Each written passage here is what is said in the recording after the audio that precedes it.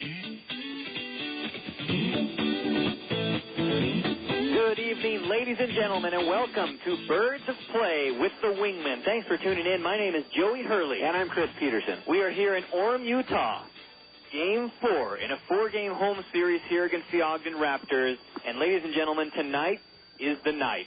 Tonight is an important game for the Orem Owlz. Our magic number is 1. If the Orem Owlz win the game tonight, we are going to the playoffs. Conversely, if the Casper Rockies lose just one more game out of their next 3, we're in. We're going to the playoffs. That's it. So there's magic in the air. I can feel it. Very, very, very good chance that we are entering the playoffs.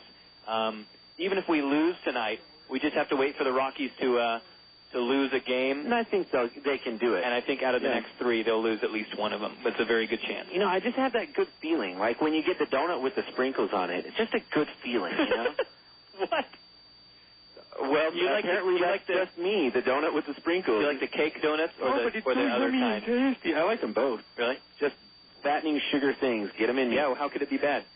These Owlz radio broadcasts are brought to you by The Clean Home. A clean home is a luxurious home. J&J Services, Got Concrete, All-Star Garage, Marcon Incorporated, Sportsmanswarehouse.com, Ace Mortgage Company, Blue Mountain Insurance, SOS Staffing Services, Escape Motorsports, Stevens Henniger College, All Pro Tires Under Car Care, where honest, fast, friendly service comes first, and Jack's Tire and Oil.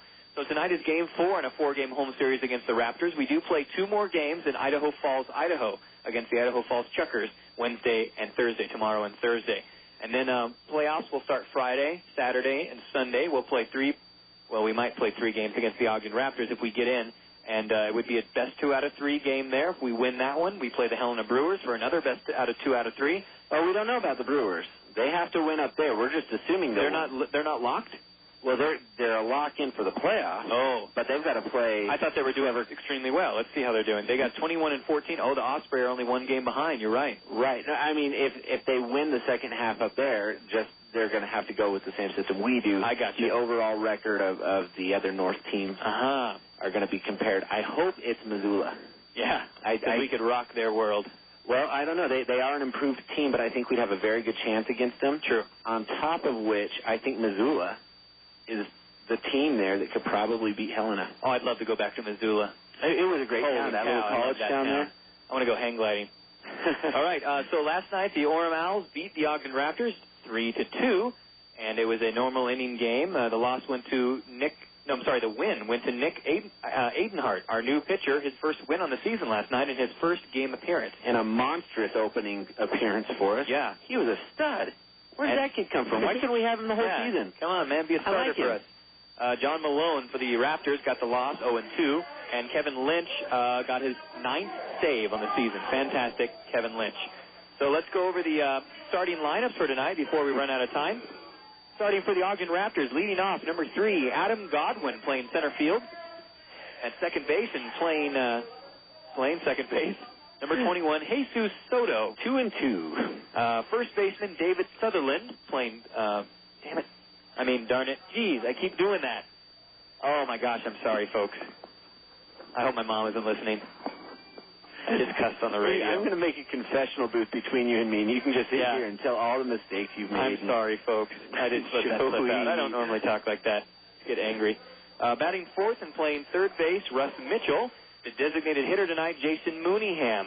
The catcher, Juan Opodaka. Right field and batting seventh, B.J. Richmond. Left field tonight for the Raptors, Andrew Locke. And batting ninth will be Juan Rivera, the shortstop. And pitching tonight for the Ogden Raptors, number 31, Cory Wade. Wade is pitching for the Raptors. He's a right-handed pitcher from Indianapolis, Indiana. 10th round pick. He's 6'2". Wade comes into the game with a record of 2-2, a 3.89 ERA on 69 and a third innings pitched. He's got 58 strikeouts, 18 walks, 15 games he's played in. This will be his 11th game start. All right, now for the Owlz lineup. Looks very familiar as it has the last couple times. Only one thing different. That's true, folks. You figure it out. When we get to it, you just touch your hand to your nose and say that's the different one. Eureka. We're going to lead off with Brad Kuhn going to play left field. Heinle Stacia, batting second, will play shortstop. Third baseman Dallas Morris will be batting third. Cleanup hitter Mark Trumbo is playing first base like usual. Doing the designated hitting again is Flint Whipke. And catching, Brett Martinez batting in the 6th spot. Batting 7th, Colby Overstreet. Colby Overstreet's going to play right field tonight. And batting 8th is Billy Boyer. He's back in the lineup playing second base. And finishing it all off, batting 9th, center fielder Stantrell Smith. On the mound for the Owls tonight, Dan Hawkins.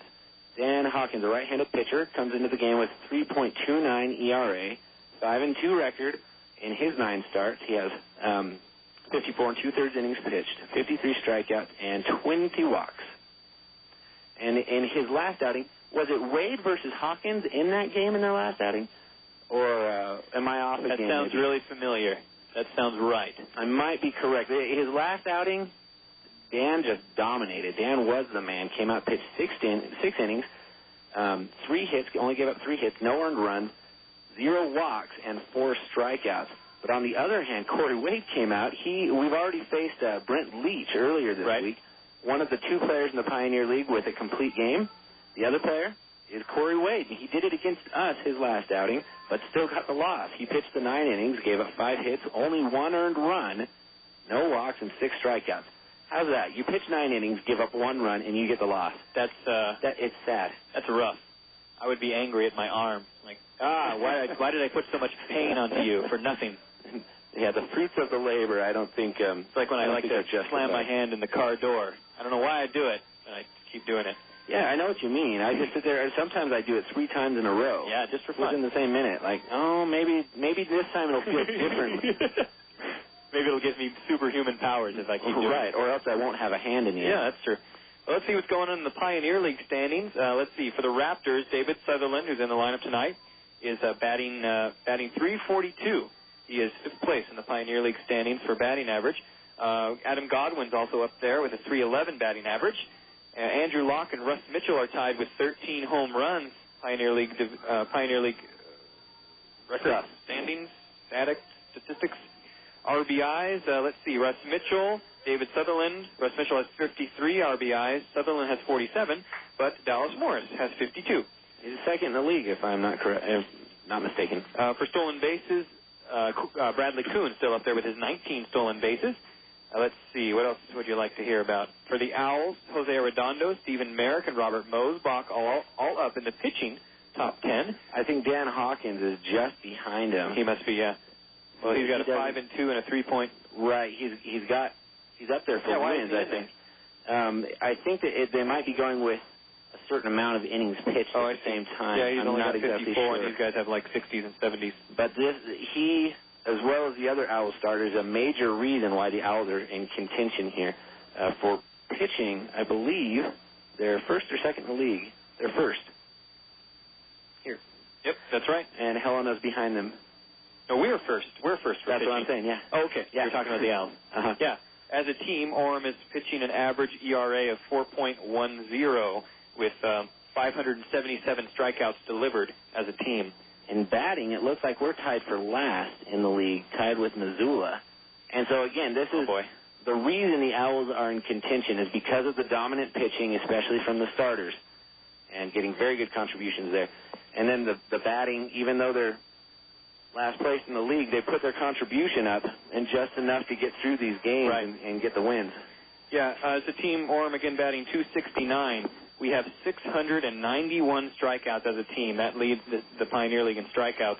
The only person close to us are or only team close to us are the Casper Rockies with 649. So we're still almost 50 strikeouts ahead of the next team. Yeah, hard to watch. Batting-wise, yeah, that's really frustrating to see him go down to strikeouts like that. You know, when you get to playoff baseball, one of the things that you look for is dominant pitching. Last year when we got to the World Series came about between the Red Sox and the Cardinals, the reason the Red Sox got through it in the sweep and were so dominant was because their starting pitching just overpowered the hitters. Okay. And it was a very good hitting club, probably the best since the early part of the century. Wow. On the Cardinals. But it wasn't enough. It was the good pitching dominated, and I think that's what's going to make us competitive in the playoffs when we get there, is because we've got very, very good pitching, very good starting pitching that can come out and dominate a game. So here we go, top of the first inning, no outs, no runners on base, scoreless game. Batting first for the Ogden Raptors, Adam Godwin, the center fielder. Again tonight, a very important game for the Owls. If you just tuned in, if we win this game tonight, we're going to the playoffs. Here's the 0-0 pitch now to Adam Godwin, and it's a fastball high in the zone, strike one. Beautiful pitch from Hawkins there. 0-1 count, no outs, no runners on. Again, Martinez catching tonight for the Owls. Trumbo on first, Boyer on second, Morris on third, Stacia at shortstop. I like seeing that lineup out there. There's a fouled off high fastball, strike two. 0-2 count now for Godwin. Well, it's a comfortable lineup. It's one that we're used to. I'm glad to see Billy Boyer back in the lineup. Yeah. Got a night off last night, had twisted his ankle a little bit in a running play the night before last. But it wasn't very bad. He just had one night off, and he's back in the lineup now. There's the 0-2 pitch, very high fastball inside, ball one. 1-2 count now. Let's see, Dan Hawkins pitching for the Owls. He's from Tampa, Florida. Last played with St. Leo's University. 6'3" out there. There's the 1-2 pitch. Looks like it's going to be a little fly ball out to center field. It bounces in front of Stantrell Smith. That's going to be a single for Adam Godwin. First hit on the board, and this one goes to the Raptors. A single for Godwin. Well, we don't want to start it off like that because Godwin, a good base stealer, I believe has 11 stolen bases. Do you congruent? Who? Adam Godwin? 11, yes. 11? 6 cut stealing. Hey. Hey. That's encouraging. Yay, maybe we'll catch him tonight. That'll be a lot of fun. And thanks a lot to the Hawkins family for always listening to the show and giving me great comments and feedback. I really appreciate it. I hope you guys are listening tonight. I'm positive you are. And to see what's the last time Hawkins pitched? About 6 days ago. 6 days ago? Okay. You know, all the parents and family that I've met from the players, loved them all. Yeah. They're all great. Well, except for one. I'm not going to say who that was, though. So maybe you're going at home going, was that me? What, am I the jerk? Well, no. Are you kidding, Krish? What happens is I'm lying right now. Okay, good. I've actually liked every single one. That was close. All right, runner on first base for the Raptors. No outs. Here's Jesus Soto coming to the plate now. Soto's a switch hitter, batting right currently. Here's his 0-0 pitch. Way inside with a fastball. That's ball one. 1-0 count. Hawkins has that slurve pitch that we like to talk about so much. Comes in around the low 80s. It curves into right-handed batters. The slurve. Crazy. Absolutely crazy. It's a mix between a curve and a slurpee. There's the 1-0 pitch, high fastball inside, ball two. 2-0 count. Both are very delicious. No, it's a slider and a curve mixed together.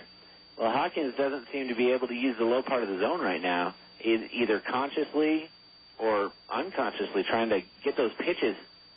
He's not locating them very well. Could it be a matter of the batter's height, and he's trying to get that high fastball to swing on it because these batters are looking pretty short out there. So right. I mean, you have to adjust to each of those batters that comes to the plate how high that fastball is. But at the same time, there's a swing and a bloop grounder in the infield. They got to pick that up. There it is. That was a hit-and-run play there, and the grounder was not picked up by anyone on the Owls infield. And so that allows Jesus Soto to get on base with a single as well. So runners on first and second now with no out. That was kind of like a golf shot. It just kind of woo. It was very low, like you're getting out of the bunker. Right. And then it drops to the ground and has slightly, just a little bit of backspin on it, but just dies. Yeah. Trumbo and Hawkins sitting there together, right. Nobody covering first base going, Cue the chopper off the plate. Just kind of a funny little deal there, but it's good enough to get runners on first and second with no out. The Raptors. Already 2 hits. So here comes David Sutherland, first baseman. Here's his 0-0. Fastball hits the inside corner. That one went to the low corner. Nice. Strike one. Okay. 0-1 count. No outs. No runner on first and second. Angels preach low in the zone. He's the low part of the strike zone. And here we've got Hawkins getting back to the official doctrine of the team. The mantra. There's the 0-1 pitch and a slurve. Misses inside. Ball one. 1-1 count. No outs. Runner on first and second. Sutherland is batting .342 coming into tonight's game. 47 RBIs and 4 home runs. He's from Australia, Queensland, Australia. Here's the 1-1 pitch now to Sutherland, and it's a grounder foul up the third base line there, and that's strike two. 1-2 is the count now. I think that previous pitch, the slurve, hit exactly where Hawkins wanted it to. It came on the inside part of the plate and went and he's looking for the swing away. He was just trying to get Sutherland to swing. What happens is Sutherland has a great eye. He's a hard hitter to approach. Sure. 342 average, only 26 strikeouts and 243 at bats. Goodness, that's 1 in 10. He's like Casey at bat, just watches him go by till he finds what he likes. Well, that got him. There it is. There's a high slurve, I think. and he swung a little under it there, and that's strike 3, and David Sutherland strikes out swinging. First strikeout of the game, and it's awarded to Dan Hawkins. He has 54 strikeouts in the season now. One out for the Raptors. Runners on first and second still scoreless in the top of the first. Well, that's a big award. As we were talking about how difficult it is to strike out Sutherland, it happened, and that was a strange. I wouldn't have expected a swerve that high and at that time in the count. Now batting is Russ Mitchell, and it's a fastball on the outside, dropped by Martinez. He makes a throw to third base. No way. The runner is safe at third, getting behind Morris for the tag, and Morris could not do it for some reason. I don't know how he dove in there head first and got behind him, but he's safe on third base. That's Godwin stealing third. Well, sort of stealing third. I don't know if they'll attribute that as a stolen base because of the dropped ball there.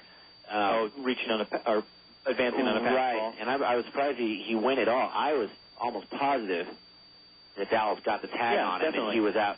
And when Brett Martinez walked out to the mound, and looking as if he were going to talk to Hawkins for a second, but I think he had some words for the infield umpire, telling him that, your eyes, they're blind. They don't work.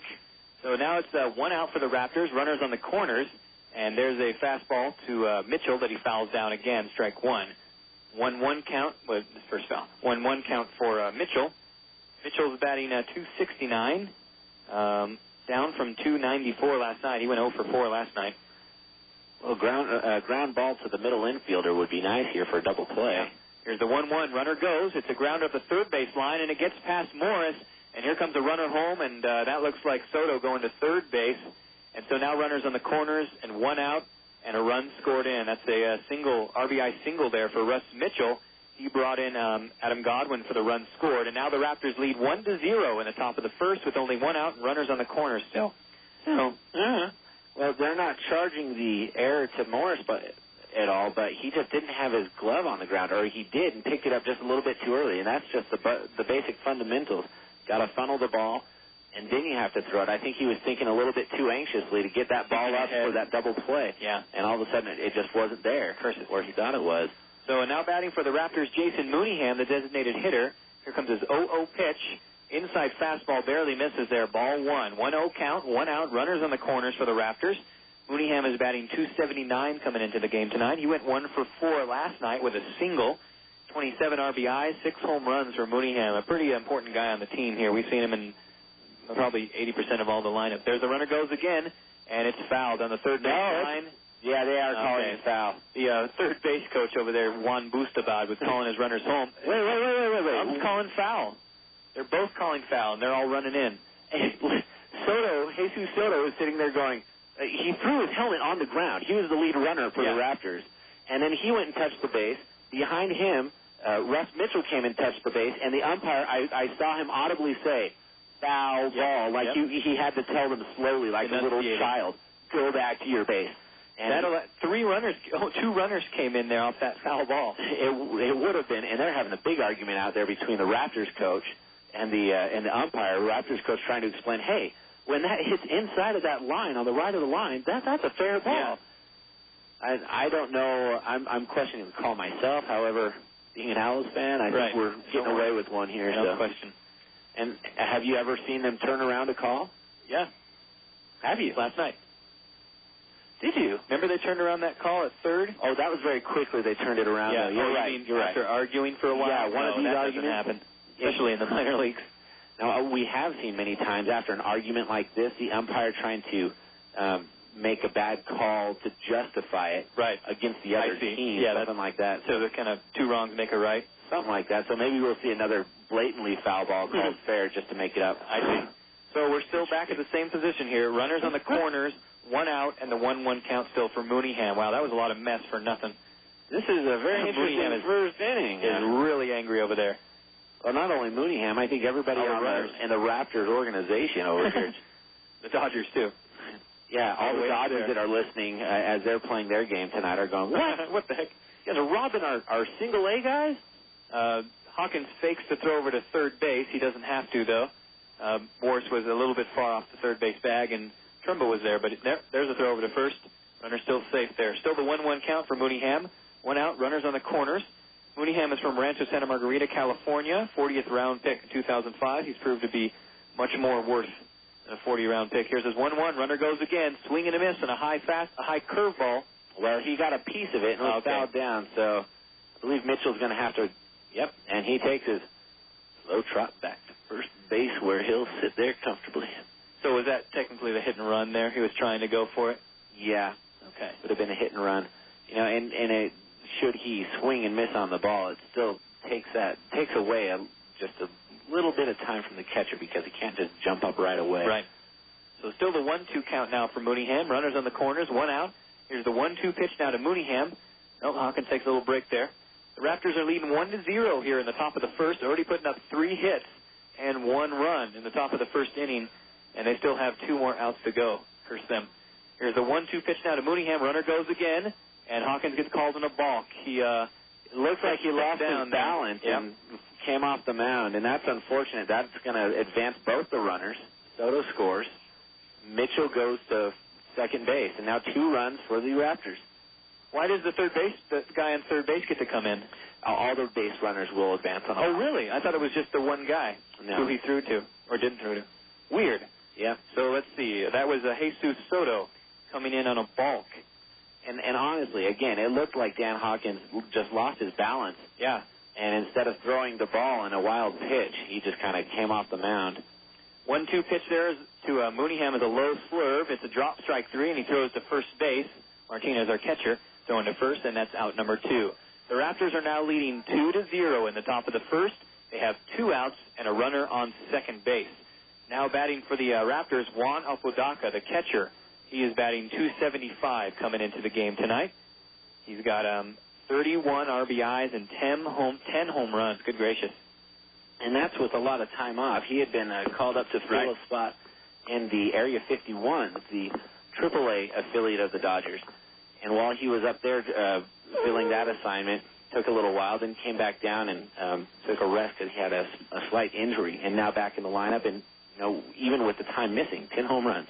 We don't have a player on our team with 10 home runs.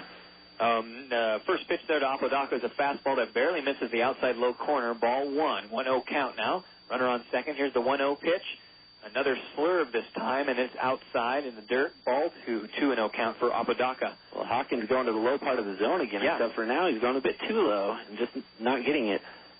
It doesn't look like he's really a big difference between what he was pitching and getting called for strikes. In fact, there might be no difference, and all of a sudden that low part of the zone's been taken away from him. Again, that might be kind of the retaliation calling bad calls after calling the previous bad call taking it out against on the Raptors. So there's a high outside fastball again. Ball 3. 3-0 count now. 2 outs, runner on second base. Apodaca, the catcher from Caracas, Venezuela, batting. Here's his 3-0, and it's a fastball. It hits the outside corner. There we go. Strike 1. 3-1 count now. So far, the fastball from Hawkins has been coming in around 90 to 91. His slurve has been hitting 80, 81 pretty regularly. That's enough. Yeah. 90, 91, that's good. Yeah. Here's the 3-1 pitch to Apodaca, and it's fouled back off a high fastball. Strike 2. 3-2 is the count now. That one going over the grandstand in right field. The stadium out here at the Orem Owlz is a very nice night tonight. The sun is just creeping in the center field right now. Shade all through the infield and most of the outfield, except for poor Santrell Smith, who's out there in a pocket of light. Even worse, Colby Overstreet is kind of crossed between the light and the shadow right there on the line. In between the dark and the light? Yes. There's a fastball that just misses low again, and that's ball 4, and Apodaca walks. First walk of the night. Is that Eagles or Fleetwood Mac?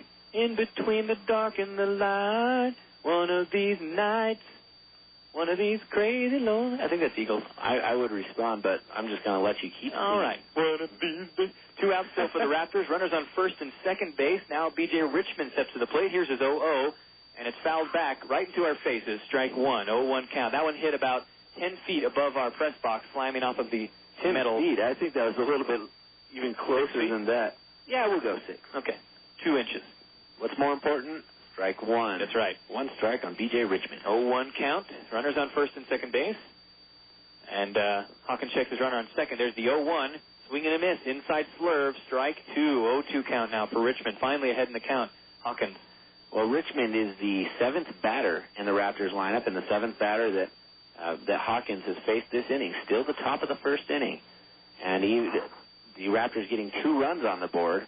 trying to get out of it right here. And they got a called strike 3 on a fastball on the inside low corner. Beautiful. And B.J. Richmond strikes out looking. That's the end of the top of the first, and the Raptors are now leading 2-0. Come on back. If the Owls are going to compete for the Pioneer League Championship, they're going to need an ace on the staff to lead the way. If you're thinking of buying a home or refinancing, you need an ace of your own. Look no further than Ace Mortgage Company. Our creative loan consultants offer the best terms and unsurpassed professional service. We ensure you get the loan that best suits your needs. Give us a call today at 426-5757. That's 426-5757. Ace Mortgage Company. Absolute commitment to excellence. I'm here at Utah Valley State College with new President William Cederberg. Mr. Cederberg, why is UVSC your choice? UVSC is my choice because it's a dynamic institution. The faculty are very strong. It's located in a community with strong values, a community committed to higher education, and I think the future is extremely bright here. So as I looked at it, I really didn't want to go to a school that was just maintaining the status quo.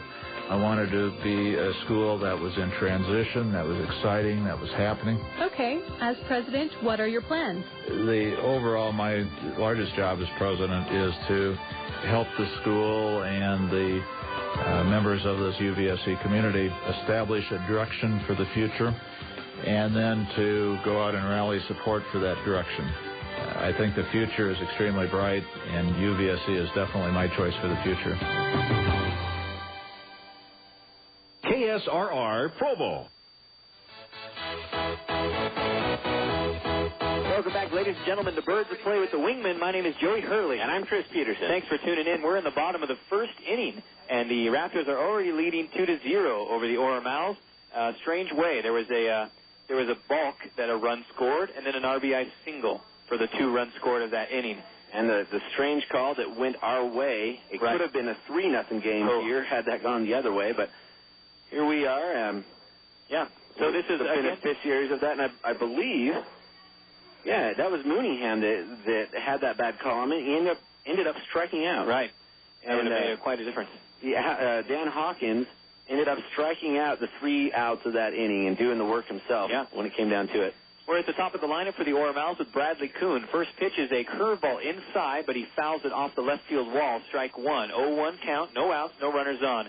Again, a very important game tonight for the Orem Owlz. If we win this game, we're going to the playoffs. Here's the 0-1 to Kuhn. Way inside with a curveball. Ball 1. 1-1 count now for Kuhn. That was a good job to lay off of that. Again, Kuhn is a lefty from Willowick, Ohio. Last played with the University of Nashville. Here's his 1-1 pitch, and he gets a hold of it, cracks it out into right That's field. That's going to go in the gap. Wow, perfectly played. All the way bouncing to the warning track. There goes Kuhn to second base. He's going to go to third. He's got plenty of time. Here comes a throw in, and they're not even going to throw it. And a triple for Bradley Kuhn, a lead-off triple. Look at the wheels on that. He wasn't even trying to slow down. He was watching Coach Kochman the whole way, and Kochman waving him like a big old windmill. Come on, do it. Bradley Kuhn now has 3 triples on the season and only 10 extra base hits out of his 66 hits total. Well, the Owls now threatening to erase this 2-run deficit. Wow. They can do it. They've done it before. Had some low-scoring games the last couple nights here with against the Raptors here at home. Right. But both teams going to get on the board early, it looks like. Now batting Heinley Stacia. First pitch, inside fastball, ball 1, 1-0 count. No outs, runner on third base. Heinley Stacia batting .296 coming into tonight's game. He went 1 for 3 in the game last night with a single. Here's his 1-0. It's an outside fastball. Catcher Apodaca attempts to make a throw to third, but he does not. Ball 2, 2-0 count. No outs, runner on third base. Looks like London out there. The barbecue smoke has oh my gosh, covered over the field. Not just foggy London. When London burned down.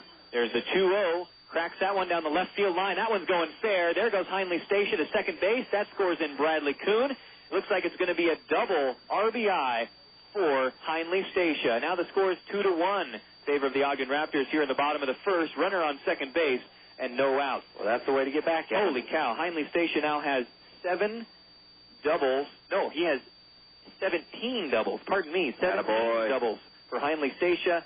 And Bradley Kuhn coming in there for the run scored. He has really worked himself to be a very good second batter in the lineup.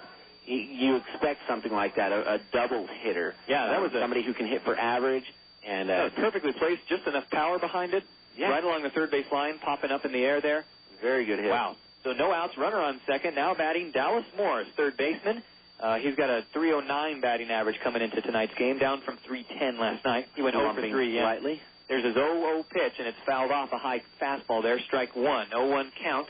No outs, runner on second base. This young man, Dallas Morris, is not just due, he is overdue. Not just for a home run, but for just a quality game, a multi-hit game. He hasn't had it for a while. Last night, he was 0 for 3, I believe. The night before that, 1 for 6. And he slaps a bloop. No, it's not going to fall for in front of the right fielder. Right fielder pulls it in. Yeah, fly out there to Richmond in right field. That one kind of just jumped up. Richmond had to run in very close to the infield and grab that one. But a fly out there for Dallas Morris. It's getting here comes a dangerous batter. Oh, boy. Mark Trumbo. Mark Trumbo, the hero from last night, who drove in all 3 runs on 2 home runs, a 2-run shot and a solo shot, and upped his home run total to 9. Yeah. And Trumbo has 3 home runs in the last couple games. First pitch swinging, and that's popped up to right fielder DJ Richmond, and it pulls it in. For first pitch there. So out number 2, Mark Trumbo flying out as well to right field. So 2 outs, still a runner on second base. And now batting for the Orem Owlz, Flint Whipke, the designated hitter. Last night, Whipke went 0 for 3, sadly. The game before that, Whipke had a single and a double. Game before that, 0 for 2 with 3 walks. So just a kind of a roller coaster of hits for Flint Whipke. I made up my special notes page like usual you see me have, and I didn't print it off. Where is it? It's down on the computer. Oh, man. Curse those computers. First pitch to Whipke. Technology. Inside curveball, ball 1. 1-0 count, 2 outs, runner on second base. Wow, the landscape out here is gorgeous tonight. And there's the 1-0, and it's fouled off there. High fastball, strike 1. 1-1 count for Whipke. Whipke's batting .297 coming into the game, up from .296 last night. Again, he went 0 for 3. He has 18 RBIs and 5 home runs. Not a lot of playing time for Whipke, but when he does, he makes it count. 5 home runs and 74 at bats is pretty good. And there's a long fly ball out to left, and that might have the distance. And that is home run number 6 for Flint Whipke. And a 2-run shot, and the Owls now have the 3-2 lead. Holy cow. Wait. That bounced off the wall and came back in. They do a double for him, and then he went to third. A lot of excitement there, but they're going to call that in play. Having bounced off the cement behind the wall and coming back, and they're going to hold him up with a triple. Now, why is that, Chris I Peterson? have no idea. I hate baseball. That was silly. First two baseball. Last night, Mark Trumbo hit the one off of the batter's eye out there in center field. Yeah. And because it's slightly behind the outfield wall, that was a home run. Weird, man. And here, it bounces off the cement wall behind the cement pond. The cement wall behind the advertisements and stuff in the wall. So what is that, a double then, and he reaches third? It's a triple. It's a triple? Okay. It's a true triple. So Whipke gets a triple, and now 2 outs, a runner on third. I was sure that was a home run. Yeah. Here's Brett Martinez, first pitch, fastball, outside, ball 1. 1-0 count, 2 outs, runner on third base. Sorry, folks, for getting you excited there. I apologize profusely, I totally thought it was a home run as well. That had the distance. I guess just these umps... Maybe that was the bad call retaliation. Yeah, we'll see. I don't know. The score is tied now 2-2 in the bottom of the first. Here's the 2-0 pitch to Martinez, way outside, ball 3. That's 3 fastballs in a row, all of them going outside. 3-0 count. Maybe it's just our silly misunderstanding, not understanding every aspect of the game, because Tom Kochman, I think, would have been very upset had it been a bad call, and he didn't show any sign of arguing with an umpire. You're right. That's a good point. There's a ball 4, fastball inside, and Martinez gets walked. First walk in the game for the Orem Owlz. So now runners on the corners with 2 outs, and now batting Colby Overstreet, the right fielder. Again, the score's tied 2-2 here in the bottom of the first inning. 2 outs for the Owls, runners on the corners. Overstreet to the plate right now for the Owls. I guarantee you Brett Martinez is going to steal second base here. Okay. Martinez with 7 stolen bases, tied for third on the Owls team. Very fast for a catcher. And he doesn't go there. The first pitch, fastball in low part of the zone, but strike 1 to Colby Overstreet. Overstreet batting .250 coming into the game tonight. Last night he went 0 for 1. Here's his 0-1 pitch. Swing and a miss, low curve going outside. Strike 2, 0-2 count now for Overstreet. Well, the Owls have done well here to put the 2 runs up and tie the game, but if they can't bring Whipke home from third, I will feel slightly disappointed here. They need to fix that. There it is. The 0-2 pitch is a high fastball. Overstreet check swings on it. They say he went. Strike 3, check swinging. And that ends the bottom of the first. Score is now tied 2-2. Come on back. Are you hungry for great tasting Mexican food? Take a time out and stop by a local Beto's. Have you tried our burritos and chimichangas? People are voting Beto's food as numero uno in Utah. Beto's has 15 convenient locations in Utah. Most of our restaurants are open 24 hours to satisfy your craving anytime. Check us out on the web at betosmex.com. Stop by any participating Beto's location and receive a Vote for Beto's punch card, which could entitle you to free food. Huli frijoli. It's Beto's time.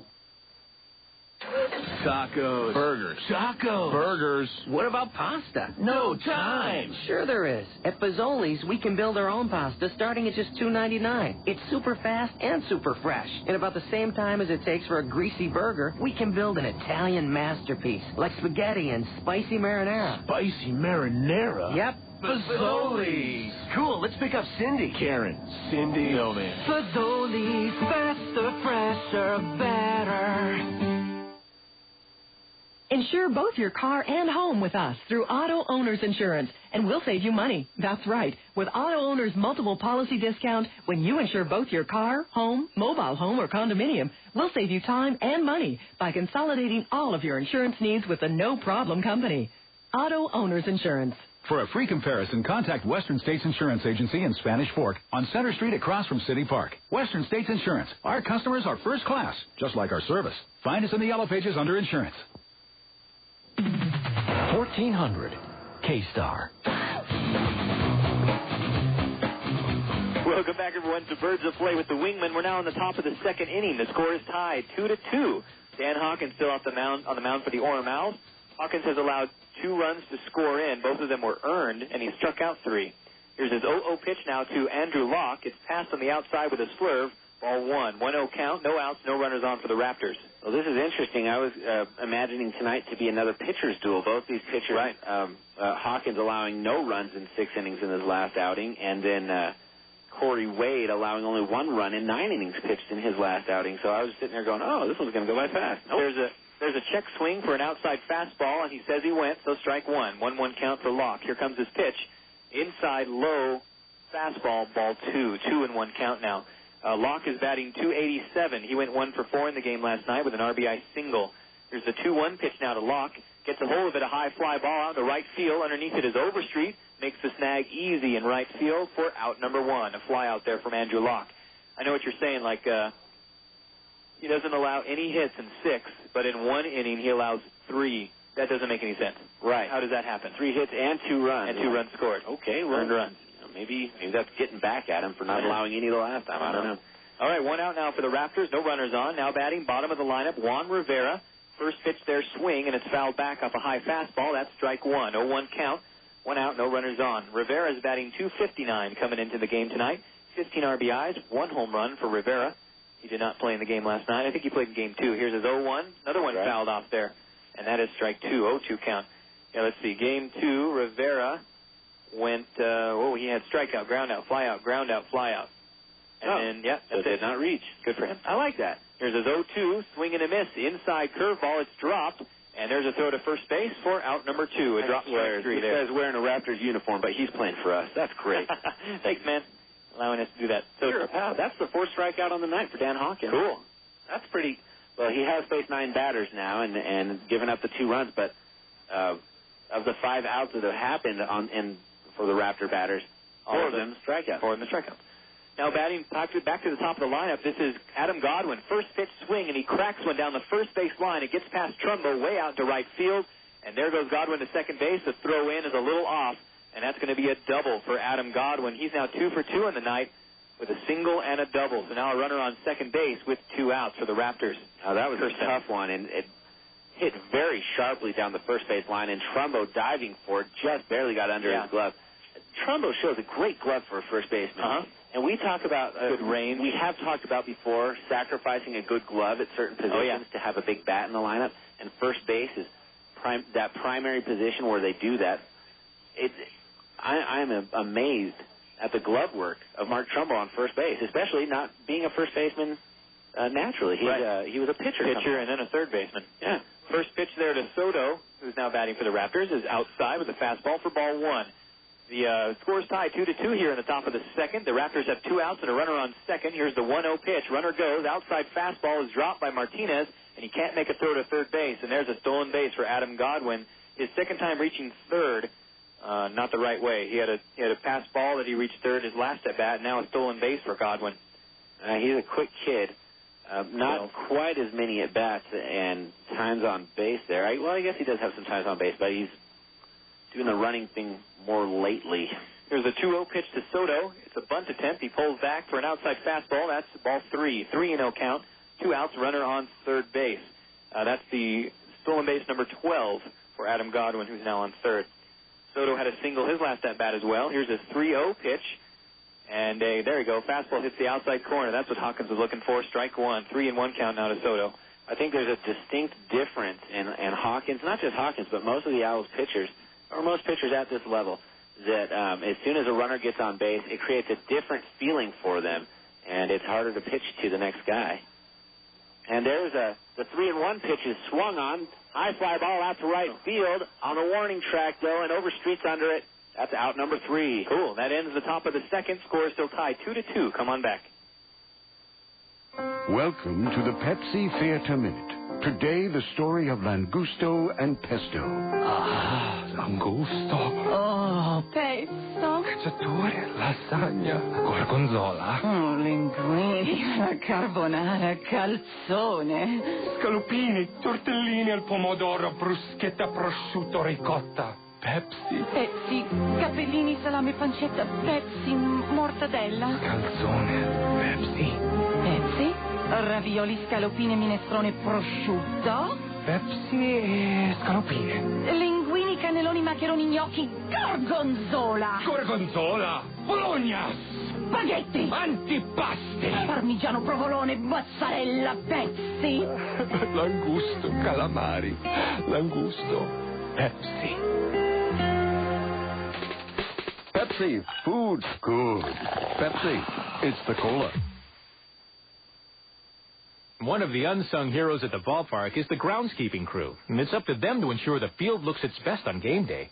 While your yard may not take the same pounding as the turf at a baseball stadium, it still deserves professional care. More Utah County residents rely on the pros at Frederico Landscaping Incorporated. They're now celebrating their 25th year of providing custom residential landscaping. For all your landscaping needs, including water features and grounds maintenance, you can rely on Frederico Landscaping. See their work online at fredericolandscaping.com.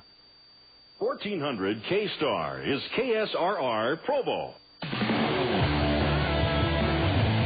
Welcome back, everyone, to Birds of Play with the Wingman. My name is Joey Hurley. And my name is Chris Peterson. We're in the bottom of the second inning. The score is tied here, 2-2 against the Ogden Raptors here at our home in Orem, Utah. Again, this is Game 4 in a 4-game home series against the Raptors. If we win tonight, we're going to the playoffs. The Orem Owls are up to bat here. Billy Boyer stepping to the plate, second baseman, his first at-bat tonight. Boyer's batting .244 in the season, 30 RBIs, 8 home runs. Oh, yeah, big, fat 8 whopping home runs there. Sweet. Dallas Morris and Mark Trumbo now both have 9 home runs, and Boyer's right underneath them with 8. So no runners on, no outs. Bottom of the second inning, score is tied 2-2. Still pitching out there for the old Rappy Raptors, Cory Wade, righty. Here's his 0-0 pitch to Boyer, and he buckles his knees, and an outside fastball hits the corner. Well, then it wasn't an outside fastball, was it? No, it was an outside corner. Catching. Corner. Fastball. Strike 0-1. Here's the 0-1 to Boyer, and it's fouled over the right field wall. Long foul ball there. Strike 2. 0-2 count now. That one going way into the street. Boyer, one of those batters for the Owls that goes through severe hot streaks and then severe cold streaks. He's been hot lately, though. His last game that he played in was 2 nights ago. He had a 7-game hit streak snapped, and there's a hit up the middle. Swung on and drive. It's just going to be a single for Billy Boyer. He'll stay on first base, but a leadoff single for the Owls. Beautiful. Right here past in the second inning. Right past the shortstop, Rivera. Couldn't get his glove on it. So no outs, runner on first now. And, yeah, you were saying Billy Boyer had went 0 for 2. Right. Or 0 for 3 in that game with 2 walks. Even though he didn't get a hit, he did contribute a lot with those walks. Now batting is Stantrell Smith. First pitch, a bunt attempt by Stantrell Smith, but he pulls back for an outside fastball, ball 1. 1-0 count, no outs, runner on first base. Stantrell Smith, right-handed batter, again from Atlanta, Georgia, batting .259 on the season. And here comes the 1-0 pitch to Smith. Another bunt attempt, and he lays it down the third base line. That's a beaut. There's a throw to first base, and Sancho Smith is out, but that advances Billy Boyer, doing a perfect sack bunt there. That's, textbook. Put it right between the pitching mound and home plate. The pitcher had to charge. Yeah, that one dribbled and dribbled. Yeah, and with the speed of Sancho Smith, he just didn't quite get out of the box with that same kind of... I think he was waiting for a foul call, and that extra hesitation of, maybe I hit it foul. I don't know. Well, I'm just lying. That's okay. It's kind of like that added bonus, a little extra plus if you can get on base with a single with that bunt. But if not, it still does the job, moves the runner over. So now a runner on second base, That's Boyer out there on second. Now batting back to the top of the lineup for the Owls with Bradley Kuhn, left fielder. He's got one out and a runner on second. First pitch there, fastball outside, ball 1. 1-0 count for Kuhn. Kuhn had a triple his last at-bat, a leadoff triple, and then came in for the run scored off of Heinley Stasia's double. Started things off the right way. There's the 1-0 curveball hits the outside corner there. Strike one. 1-1 count now for Kuhn. Now, that one, Kuhn, a left-handed batter, that ball looked like it was about a half a foot or a foot over into the right-handed batter's box. So there we go, that outside corner being extended again. And there's a swing and a miss and an inside curveball, strike 2. 1-2 count for Kuhn. Did Stasia score Kuhn? Is that right? Am I right about that? Yes, Stasia scored him with a double. Okay, gotcha. Now, as my understanding has it, it is the plate, the home plate, within those sides of home plate, that's the strike zone. Right. And there's a swing and a hit through third base and shortstop, a single for Brad Kuhn. And Billy Boyer's in third base now. Nice crack by the shortstop, Rivera. He tried to lay his glove down onto it, but his ball was just rolling too fast. Too darn fast for him. A little bit too much zip, and that one went the opposite way, and that hole was created because of that on a left-handed batter. Like Kuhn, Rivera's going to play closer to the second base bag. So thinking he's going to pull either right or up the middle. Right. There's a larger chance, so you kind of play the probability there. So now batting for the Orem Owls, Heinley Stasia. Score still tied 2-2 in the bottom of the second inning. The Owls have one out and runners on the corners now. Heinley Stasia had a double his last at-bat and an RBI, bringing home Bradley Kuhn for the first run scored of our game. Here's the 0-0 pitch now to Stasia. Lets it fly. It's an outside fastball. Ball 1. 1-0 count for Stasia. Again, Stasia batting .296. He now has 40 RBIs and 2 home runs. Pitcher Wade looking in there at Stasia, taking a long look, checking his sign. Runners on the corners. One out. Here's the 1-0 pitch now to Stasia. Outside fastball again. There's a throw to third base. Runner still safe. Barely. Billy Boy over there on third base. Ball 2. I think had the Owls discovered this combination of batting Brad Kuhn first and Heinley Stasia second earlier in the season, Stasia would have more than those 40 RBIs, definitely. It might be up there. The league leaders have 53 and 52 respectively. Dallas Morris has 52. I think Stasia would be right up there with a 49 or 50 among the league leaders. It's a great spot to hit in. If you want a guy to rack up an RBI stat, you just put him right behind Brad Kuhn. Get a guy who hits for average behind Brad Kuhn. He's going to bring some runs home. The home run for all your garage door needs is All-Star Garage. All-Star Garage introduces its latest innovation in garage door remodeling, the Virtual Photo, which allows an on-site preview of your new garage door with instant before and after photos before you make the purchase. All-Star Garage, if we can't fix it, we won't charge you. 763-1114. SOS Staffing Services is proud to be a sponsor of Orem Owlz Baseball. Is your company looking for top talent? You have open positions that must be filled with key players. SOS Staffing Services is Utah County's home team. They have 25 Utah offices strategically placed to recruit top talent. SOS specializes in permanent placements in all careers, temp to hire, and temporary employment. So the next time your business needs a home run, pick SOS Staffing Services. All right, and there was a small pitcher's mound conference as the Raptors pitching coach went out there to talk to his hurler, Cory Wade. And there's a swung on and a drive out to center field. That's going to drop, and here comes Brad Kuhn. And there's Billy Boyer, and a run scores. Brad Kuhn is now on second base, and Heinley Stasia's on first base with a single. 2 for 2 tonight. 2 for 2, and each of them an RBI as well. So now the score is 3-2 in favor of the Orem Owls here in the bottom of the second. We have runners on first and second base with only one out. Heinley Stasia now has 41 RBIs and 2 on the night. There we go. And as we're talking about it, you know what? That is the 14th RBI, I believe, maybe 15th in 12 games for Heinley Stasia. Well, either that or 14 in 11 games. Wow. but including tonight's game. That's pretty good. Now batting Dallas Morris, it's a low curveball that somehow hits the low corner. Strike one. 0-1 count for Morris. 1 out. Runners on first and second base. Owls now leading 3-2 in the bottom of the second inning. Morris flew out to right field his last at-bat. Here comes his 0-1 pitch, and it's a grounder to the shortstop Rivera. He scoops it up, throws to second, gets the out, throws to first, and it's overthrown. And here comes Bradley Kuhn in for the run scored off of that overthrown ball. And Heinle Stacia actually going to third base as well. That one going out of play. No, he was out, pardon me. So Morris gets on base and scores a run there. I'm sorry. Never mind. Drives in a run. Drives in a run on an error. It will not be right. It will not be an official RBI for Morris. He gets the single though. He will get the single. That's right. Okay. Yeah, the Owls are now leading 4-2 in the bottom of the second. 2 outs now and a runner on first base. They went for the double play there, and I'm sorry. No, they can't call that an error. Yes, they called it an error, a throwing and a catching error. So 2 errors, I believe they're going to call. First pitch swinging for Mark Trumbo, and it's a pop-up to right field. Right fielder Richmond brings it down for out number 3. That ends the bottom of the second. The Owls are now leading 4-2. Come on back.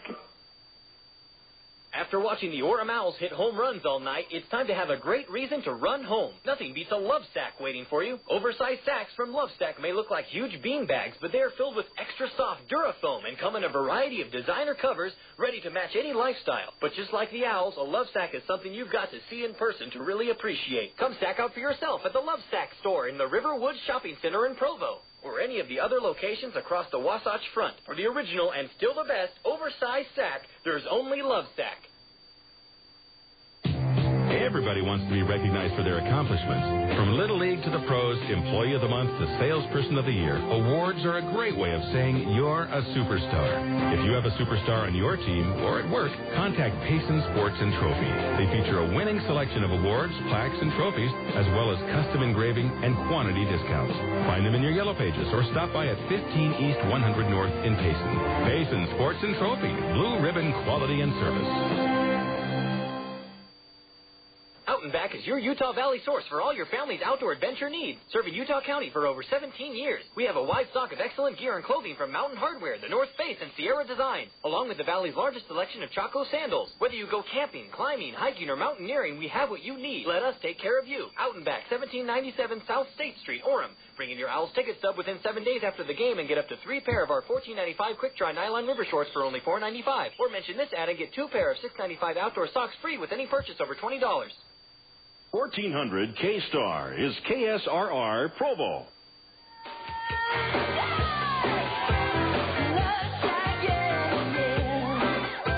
Welcome back, everyone, to Birds of Play with the Wingmen. We're now in the top of the third inning. The Owls are now leading 4-2 over the Ogden Raptors. Leading off for the Raptors this inning, David Sutherland. Here comes his 0-0 pitch. Lets it fly there. It's an inside fastball. It catches the corner. Strike one. 0-1 count there for Sutherland. Dan Hawkins still on the mound for the Owls. So far, he has struck out four Raptors batters. One of those being David Sutherland. Struck out his first at bat. Second pitch swung on. That's going to go out to Stantrell Smith. Had to move over about 5 feet to his left to bring it in, but that's out number 1. Fly out there to center field. So 1 out for the Raptors. No runners on base. Owls still leading 4-2 in the top of the third. Now batting Russ Mitchell, the third baseman. Sadly, Mitchell had a single his last at bat with an RBI, driving in the second run of the game for the Raptors. He's batting .269 coming into the game tonight. 0 for 4 last night. Mitchell played in game 2 as well. He was 2 for 5 in that with a couple singles. Pretty good batter. Yeah. And here the first pitch, a slurve, goes outside, but swing and a miss for strike 1 to Mitchell. 0-1 count, 1 out. No runners on base. Here comes the 0-1 pitch to Mitchell. Gets a hold of it, a grounder to Heinle Stacia at shortstop. Scoops it up, makes a throw to Trumbo, perfectly placed. Out number 2, a ground out there to Heinle Stacia. Look at the footwork on that. He comes to his right, gets far enough over so that the ball not is just in between his legs, but that he's got a good plant. Right. His feet are planted and can come and square up to the first base. And he charged it a little bit, kind of made this big loop around it, yeah. Brings it up and is able to funnel it in, but keep moving with his feet. Right, and keep his body turned towards first base. So he can throw that laser to first base, and no problem. 2 outs now for the Raptors in the top of the third. Owls still leading 4-2. Now batting Jason Mooneyham. First pitch there, fastball outside corner, gets it, strike 1. Here's the 0-1 pitch now to Mooneyham. Way outside with a curveball. Ball 1. 1-1 count now. Yeah, he let go of that way too early. Yeah. Hawkins did, so. Mooneyham had a strike 3 his last at bat, a drop strike 3, pardon me, batting .279 coming into tonight's game. Here comes the 1-1 pitch now to Mooneyham, way inside with a fastball, almost swiping him on the knees there. Ball 2, 2-1 count. That's interesting. Hawkins, since the first inning, has been very controlled and has taken care of these Raptors batters quickly. There's a swing and a miss on a slurve. That one going low. Strike 2. 2-2 count now for Mooneyham. Now he's got it back in. I'm sure that as each of those pitches that he threw that didn't go where he wanted them to, as he threw them, he knew exactly what happened and why they didn't go there. And then fix it the next one. There's the 2-2 pitch, and it's an outside curveball. It misses by quite a bit. Three balls now. 3-2 to Mooneyham. Here's his pitch. Way inside with a fastball. Ball 4. And it's the second walk in the game tonight for Dan Hawkins, pitcher for the Owls. And now a runner on first base for the Raptors with 2 outs. Stepping up, Juan Apodaca, the catcher. Juan Apodaca, in his first at-bat, got the other walk for the Raptors tonight. Reached base the one time, but they just left him out there. Apparently they don't like to bring them all home. What did you call him? Apodaca's from Caracas, Venezuela. What are they called? Caracans or something? Oh, the Caraqueños? Caraqueños. That's good. With an N-Y?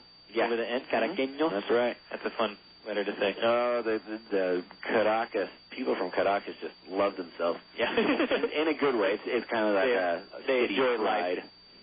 There's the first pitch to Apodaca. It's an inside curve, ball 1, 1-0 count. I was recently watching that Ripley's Believe It or Not about those, I think it's Spain, where they make those human towers, and they crawl on top of each other and try to make a 9-story tower with people on. Are you kidding? Wild. You seen that?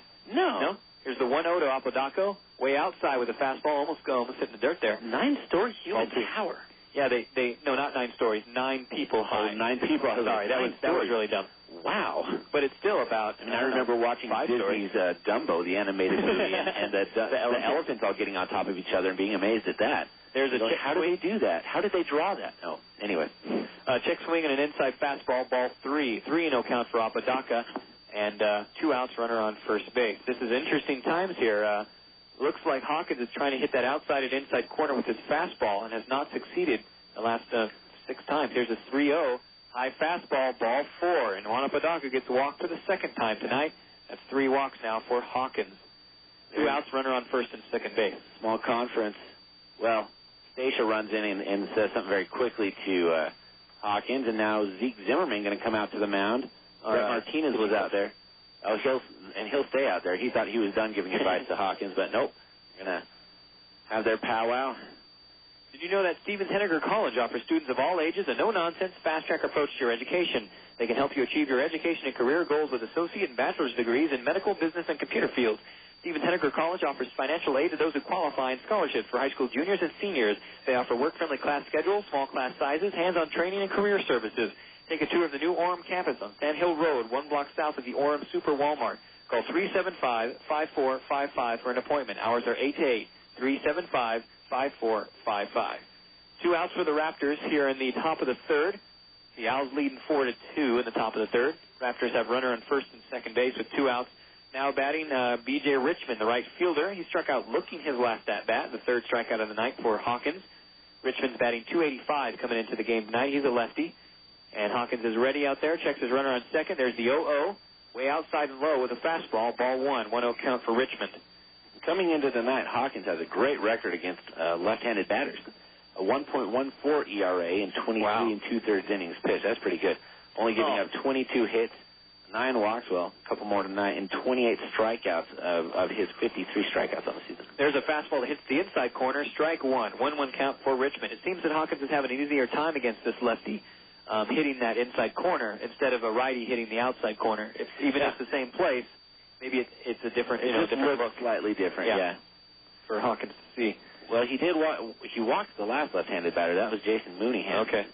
But against the other left-handed batters tonight, there are 4 in the lineup. Strikeout, strikeout, strikeout, strikeout. Wow. Those 4 strikeouts have been against the left-handed batters. There's a 1-1, and it's a grounded down. Foul. Strike 2 off an inside slurve. 1-2 count for Richmond. I don't need to say inside slurve. It always goes inside. Well, if it's a lefty, it goes inside. If it's a righty, it goes outside. It makes us feel comfortable when you say inside. Well, like, oh, it's cozy. There's a fire going. I'm sipping my cocoa. I like that comfortable feeling. A love sack. Oh, yeah. I tried to sleep on a love sack. Couldn't do it. It is a very comfortable It is. to sit and watch a movie, read, whatever you're going to do. But I wanted to, sleep it's very odd because your back gets a little, like, tweaked. You know what I mean? You're like, at a curve. Yeah. And the fetal position didn't work. Maybe you're just not used to it kind of thing. That's possible. Maybe I can try it again. I don't know. So 2 outs, runner on first and second base for the Raptors. Here's the 1-2 pitch to Richmond. Swing and a miss. Inside fastball there. Strike 3. And B.J. Richmond strikes out swinging yet again. That's 3 outs. That ends the top of the third. Owlz still leading 4-2. Come on back. I'm here with Alex Nibley and Amanda Pettingill, an instructor and a student from Amber's Battle, the new movie shot at Utah Valley State College. So, Alex, what were your roles on this project? I wrote the script for Amber's Battle, and I was one of the 2 professors that put together what came to be called the Digital Cinema Boot Camp. You learn an immense amount, something that you can't be taught in the classroom. During that time, we produced 2 movies and 1 television show. You know, it's real filmmaking. It's not just kids running around with video cameras. Amanda, what is it like to be female in this industry? You are in smaller numbers, but in a way you can use it to your advantage because women will stick out more. What is the future for film at UVSC? UVSC has set its sights on becoming the premier film training institution in Utah, if not the whole Intermountain West, and I think they can become one of the best in the country. I enjoy working on these productions, and that is why UVSC is my choice. For teaching film production, UVSC is my choice.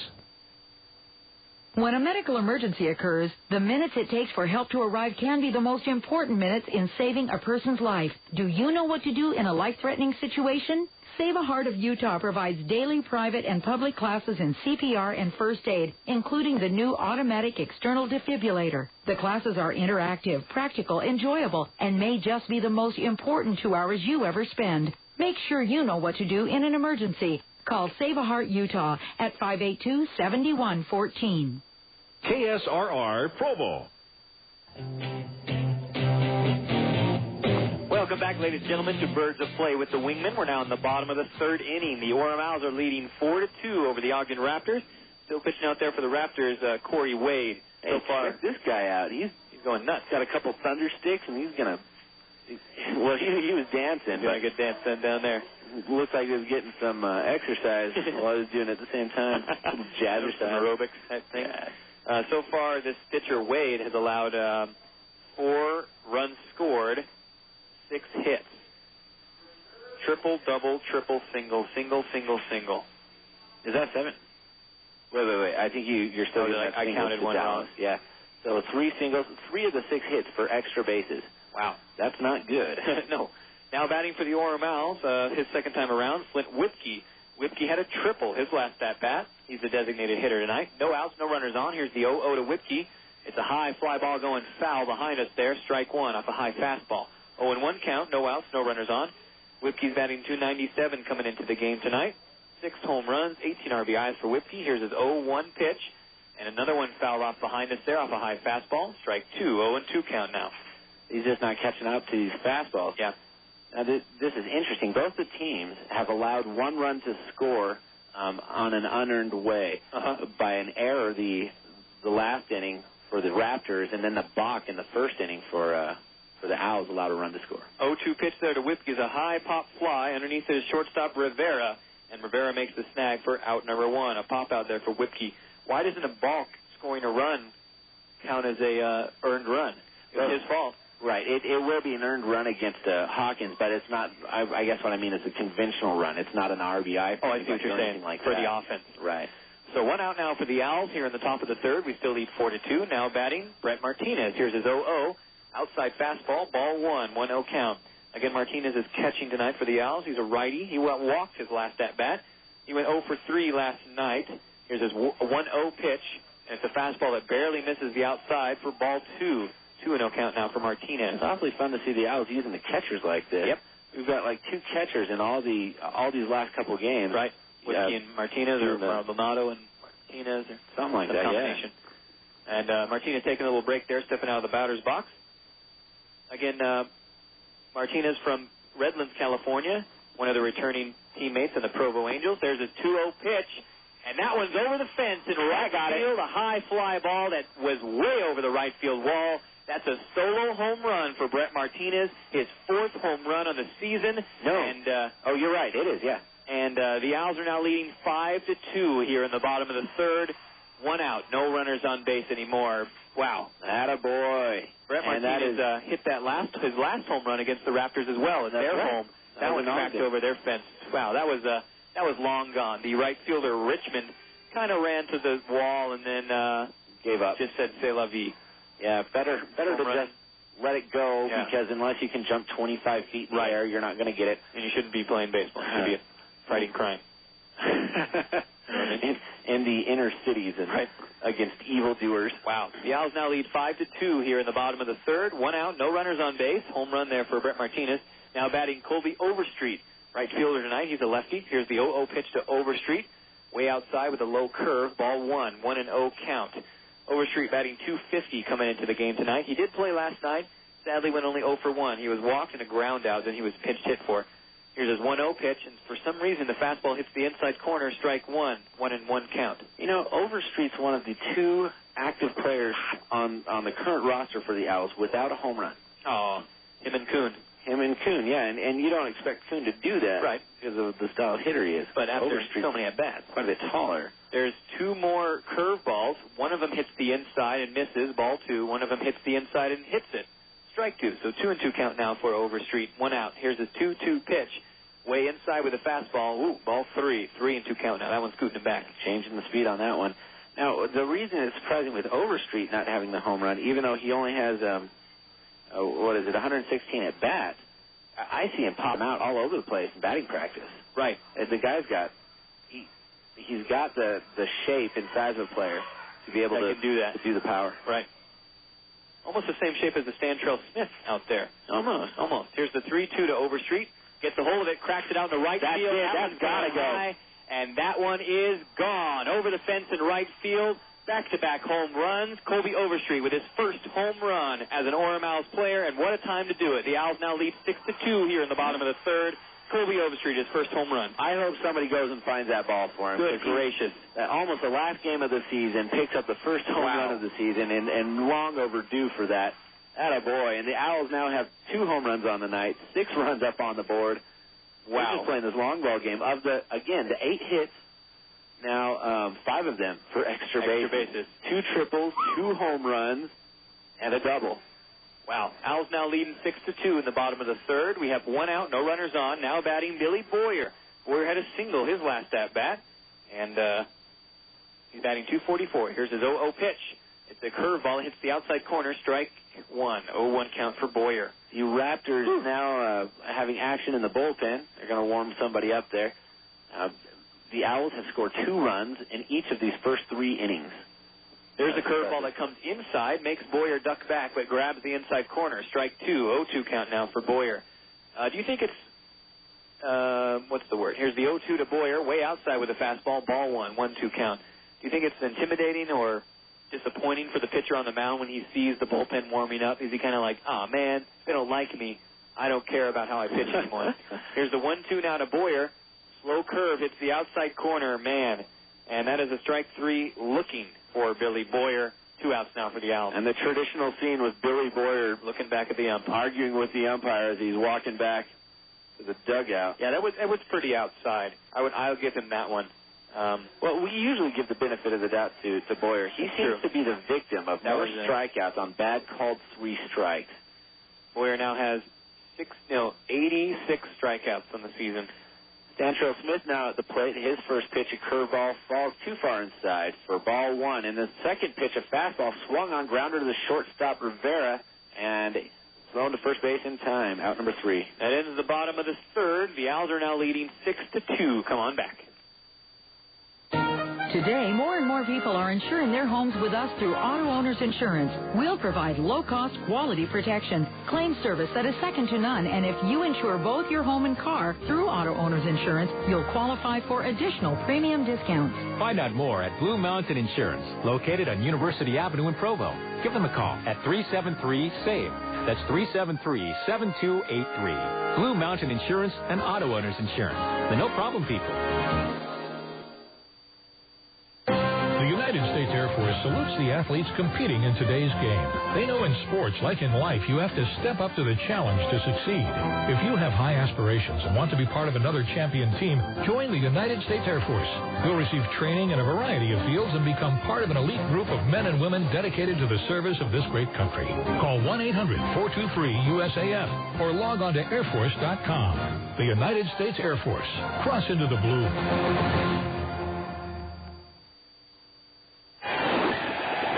With energy costs soaring higher than an Owlz homer, it's important that your cooling system is working at peak performance. So call Triple T Heating and Cooling. We feature service and repairs of all makes and models of heating and cooling systems. And come winter, we can set you up with a warm, energy-efficient gas fireplace. Serving all of Utah County, visit our showroom 1550 North Main in Spanish Fork or log on to TripleTHeating.com. Triple T Heating and Cooling. Comfort from our family to yours for over 30 years. 1400 K-Star. You're unbelievable. Welcome back, everyone, to Birds of Play with the Wingmen. Top of the fourth inning. Owls now leading 6-2, thanks to back-to-back home runs from Martinez and Overstreet. Overstreet's first home run of the season. Dan Hawkins still pitching out there for the Owls. He's now facing Andrew Locke, the left fielder. First pitch, swinging a high fastball, strikey one. 0-1 count, no outs, no runners on. Here's the 0-1 pitch to Locke. Swinging, grounder up the middle there. Stacia charges it, scoops it up, makes the throw to Trumbo. It's in time. Out number one. Ground out there to Stacia. He's working hard tonight. The good footwork again of Heinley Stacia, the way he can charge it, come up with it still on the run. Right. To be able to make that laser one fluid movement. Yeah, it's great. He's scoop, run, throw. But he worked hard on that glove, and one of the better gloves we've seen in the Pioneer League. Yeah. Now batting Juan Rivera, third shortstop. Here's his 0-0. And he cracks it out in the left field off the first pitch, and that one drops right into the glove of Hedley Kuhn. He doesn't have to move an inch. That's like that's the can of corn, as they call it. 2 outs now for the Raptors in the top of the fourth. Now batting back to the top of the lineup, Adam Godwin. Godwin is 2 for 2 tonight with a single and a double. He has the only extra base hit out of the 4 hits for the Raptors so far tonight. And this inning going by pretty darn quickly. Only 3 pitches thrown so far. And Cory Wade, the Raptors pitcher, is probably going, why can't I do that? Yeah. There's the 0-0 pitch to a Godwin, outside fastball, ball one. Owls leading 6-2 here in the top of the fourth. Raptors have 2 outs, no runners on. Godwin's at the plate right now. He bats .311 coming into the game, down from .318 last night. Here's his 1-0, swing and a miss, low swerve, strike one, 1-1 count. He tried to chase that one pretty darn low, and just kind of gave up at the end. 1-1 count for Godwin. Control doesn't seem to be an issue yet this inning for Hawkins, and there's a fastball outside, ball 2. 2 balls, 1 strike. You're right, Chris. These are barely missing on the outside if he does throw a ball. 2-1 count now to Godwin. There's the pitch and a grounder up to Hawkins. It bounces out of his glove, and Boyer cannot get to it in time, and Godwin's going to reach base. He is now 3 for 3 on the night, and single, double, single. Well, if there's a criticism to make of Dan Hawkins, and this isn't bad because most pitchers fall into this category. It's hard for them to develop a good glove on the mound. They can throw the balls for strikes and put them where they want to. But now we've had 2 balls hit back to the pitcher this inning, and Dan Hawkins was completely to his left and not ready to field it all for the first one. Thankfully, Heinley Stacia had the footwork. It did take a hop off of his mound. Right, but it did hit off of his glove, and most people would say if it hits off the glove, you should have been able to grab that, but... Now batting for the Raptors, Jesus Soto. He's got a runner on first and 2 outs. Soto has a single as well and a fly out, his last at bat. Batting .280 coming into the game. Here's the 1-0 pitch now to Soto. Runner goes. It's a hit and run, and it's fouled down the third base line. Strike one. Yay, 1-1 count. The staff out there for the Ogden Raptors, Juan Bustabad is their manager. Their hitting coach is Jose Mejia. Their pitching coach, Bob Welch. Their strength coach, Robert Francis. Their trainer, Joe Fox. Again, the Ogden Raptors are the minor league affiliate team of the L.A. Dodgers. That's right. The Dodgers are finding themselves further and further out of the pennant race in the division race in the National League West. They started off the season very hot, suffered some injuries and a lot of cold streaks, and now the Padres are in first with a 68-68 record, almost under 500. Runner goes on the 1-1 pitch. It's a swing and a miss on a high fastball. And runner is caught stealing at second base by Billy Boyer, making the catch from Martinez, the catcher. That's 3 outs. That ends the top of the fourth. Owls now leading 6-2. Come on back. Pioneer Radio and Sports would like to thank the following businesses who are committed to customer service. This Owlz broadcast brought to you in part by Ray's American Car Care Center, by Frederico Landscaping, exceeding your expectations since 1980, by the United States Air Force, Cross, Into the Blue, by Bay Ling Insurance Agency, Payson's hometown agency for over 30 years, and by Triple T Heating and Cooling, comfort from our family to yours. Okay, I have got to know. How do you keep your house so clean? You have pets and kids, and yet your house is always spotless. So tell me, what's your secret? It's no secret. It's the Clean Home. I have them come in once a week, which saves me from cleaning on the weekends and gives me more time with the kids. The Clean Home is one of the best investments I've ever made. For daily, weekly, or monthly service, give them a call. They're in your yellow pages and online at thecleanhome.com. The Clean Home, because we all have better things to do.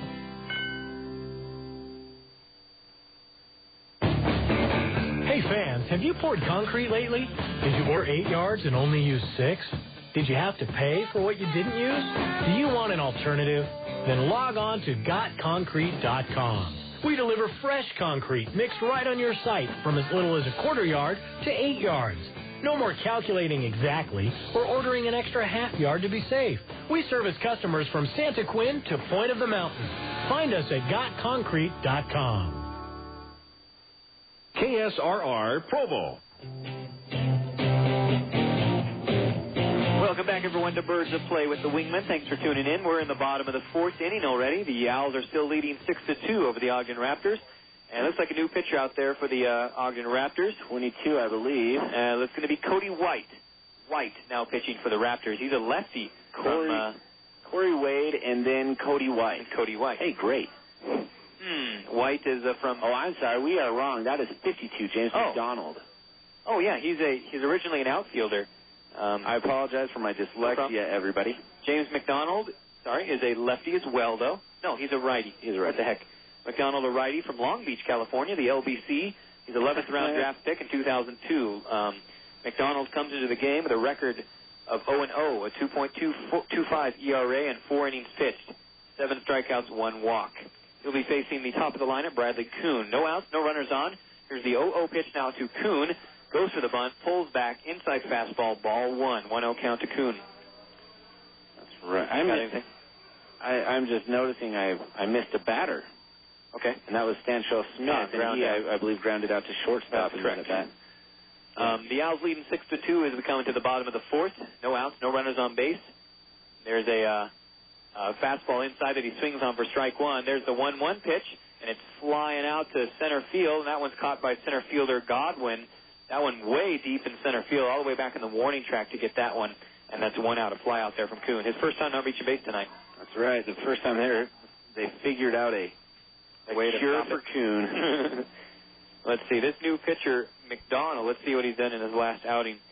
He pitched 2 innings. He allowed 2 hits, 1 earned run, 1 walk, and he struck out 4. That's where he got most of his stats. Now batting Stantrell Smith. Wow, really inside fastball. Makes him twist out of the way. Ball 1. 1-0 count, 1 out, no runners on base for the Owls. Statia's 2 for 2 in the night with a double and a single, both of them getting an RBI as well. There's another way inside fastball. Almost hit him in the legs. Ball 2. 2-0 count now. Wow. There was a pitcher, this was way long ago. I want to say the 1920s. Okay. Maybe 1930s. His name was Sal Maglia. They called him Sal the Barber for his art of almost shaving them with his fastball and backing hitters up off the plate. That was his thing? Yeah. There's a fastball grounded down the first baseline foul. Strike 1. 2-1 count now for Statia. Statia came in the game batting .296. He now has 41 RBIs now, thanks to tonight. Adding 2 more to his total. His RBI repertoire. Ensemble. Here's the 2-1, high, fly ball out to center field. That one's really high. Going back in the warning track is Godwin, and he makes the catch way back there in the dirt for out number 2. Another long ball there for Statia. That would be barely staying in. Home run in most other parks or other parts of our field. Yeah, it is about 408 all the way back there. It's a little too far. So Statia flies out to center field as well. Same with Kuhn. Now batting for the Orem Owls, Dallas Morris, third baseman. 2 outs, no runners on base. Morris had a fly out his first at bat and then reached base on a fielder's choice. runs scored in, but he did not get the RBI for it. Here's the 0-0 pitch to Morris. High fastball, ball 1, 1-0 count. Morris, I'll say it again, overdue, way overdue. Yeah. Been struggling of late at the plate. His last 10 games, I think he's hitting like 222, maybe a little higher than that. I'm not sure. 1-0 pitch is a high fly ball hanging in the air for a while, but Richmond comes down with it for out number 3. And that's 3 outs. That ends the bottom of the 4th. Owlz still leading 6-2 over the Raptors. Come on back.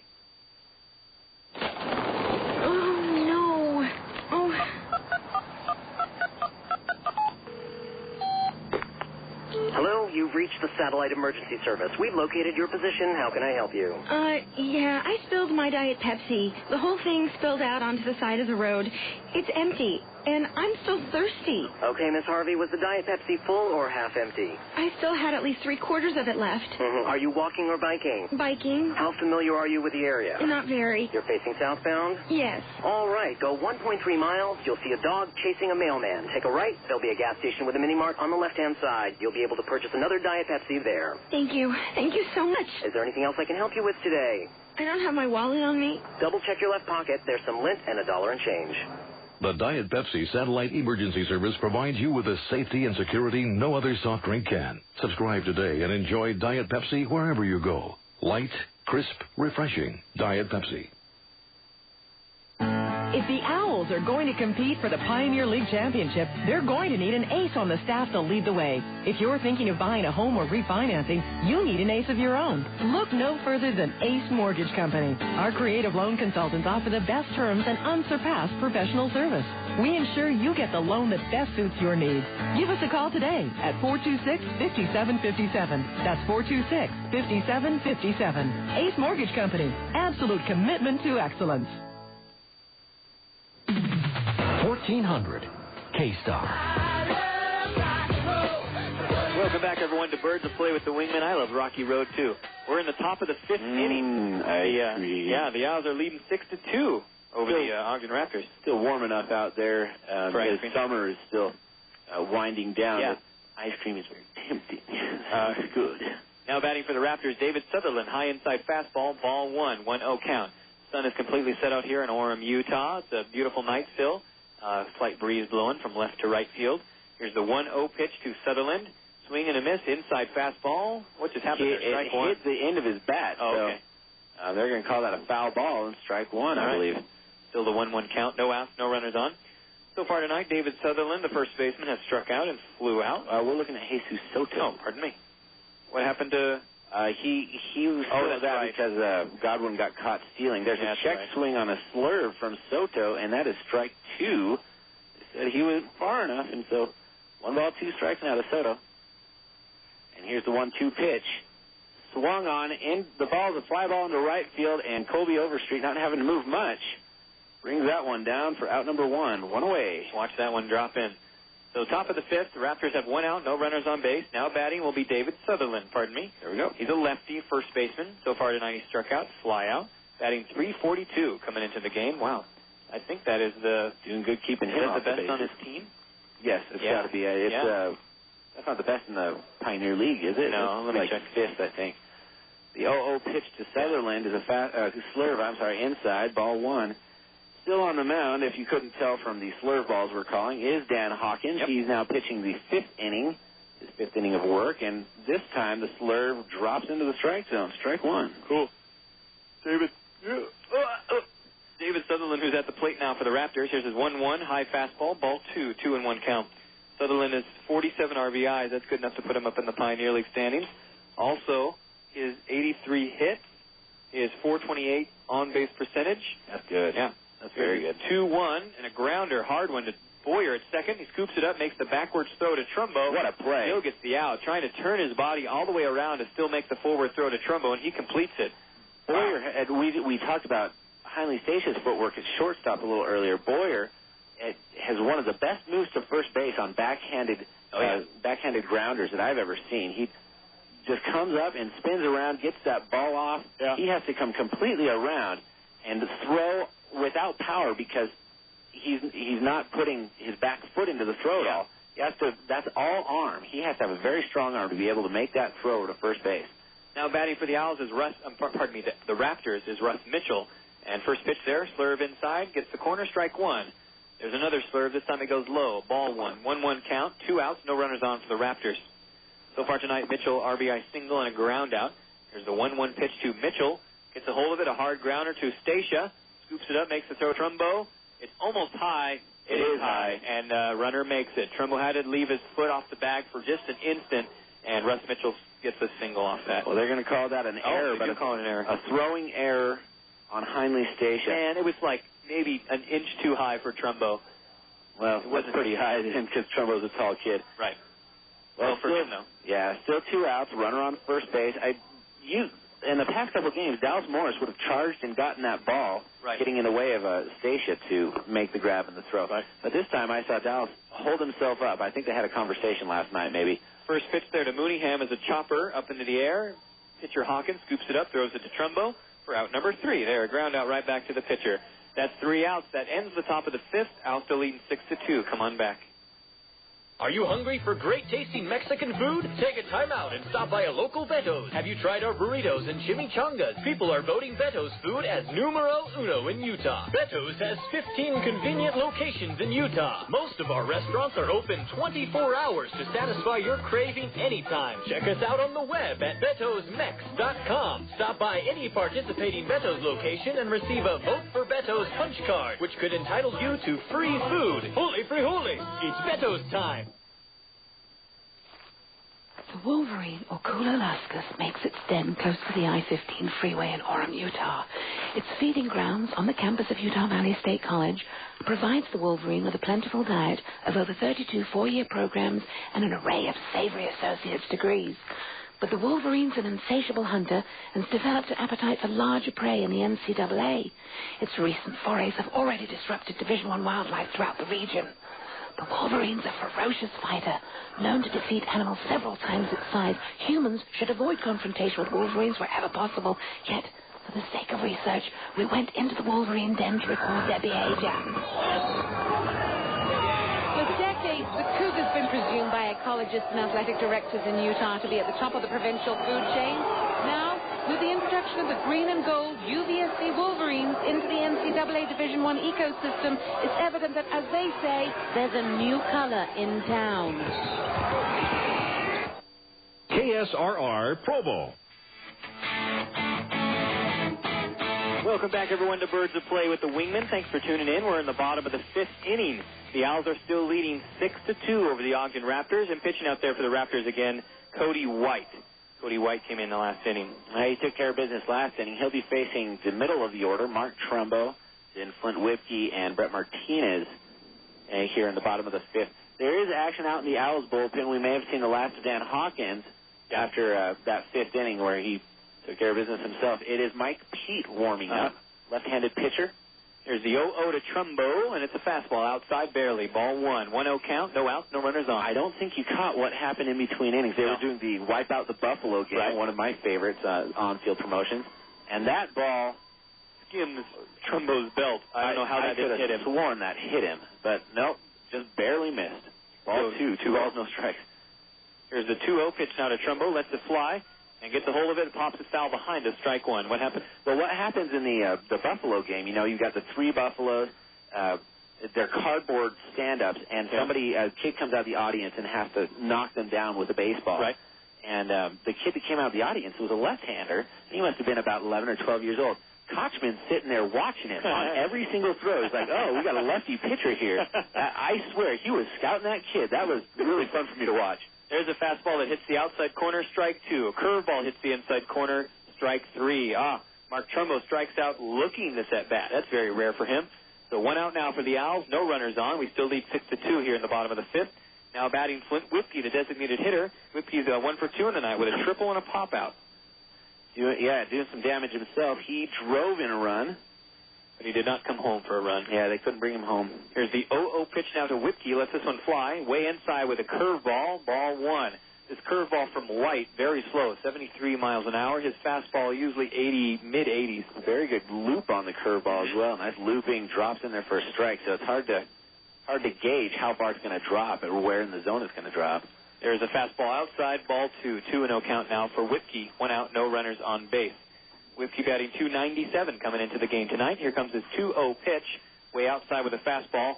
Ball 2, 2-0 count. Pardon me, ball 3, 3-0 count. You know what I'd like to see here? Another home run. He's got a good batter's count, and Whipkey, good power for a catcher. And there's another strike there, hitting the outside corner. Strike 1, 3-1 count. A fastball hitting it.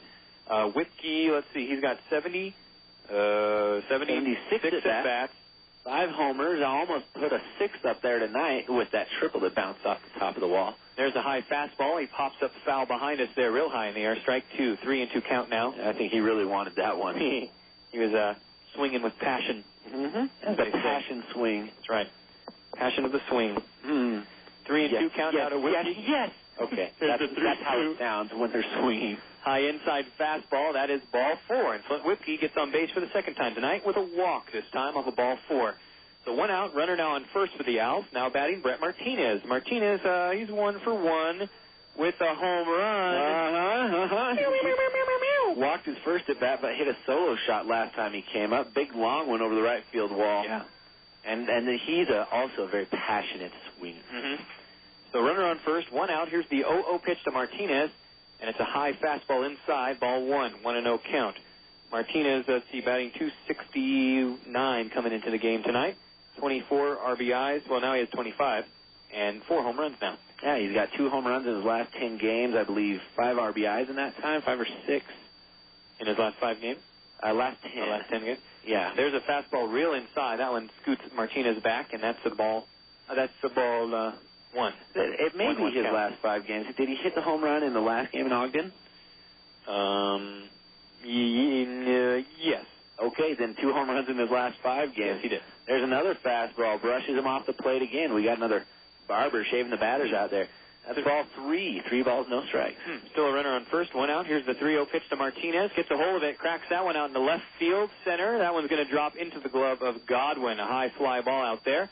And Whipkey tags back on first base. So Martinez flying out. It was a good hit and a well-connected one. Had it been just a little bit lower, it would have come down earlier and easily gotten in there. That was the longest distance out there in the field, 412. That was what he was shooting for. It was hit out to the very deepest part of the outfield, so another good connection. 2 outs now for the Owls here in the bottom of the 5th.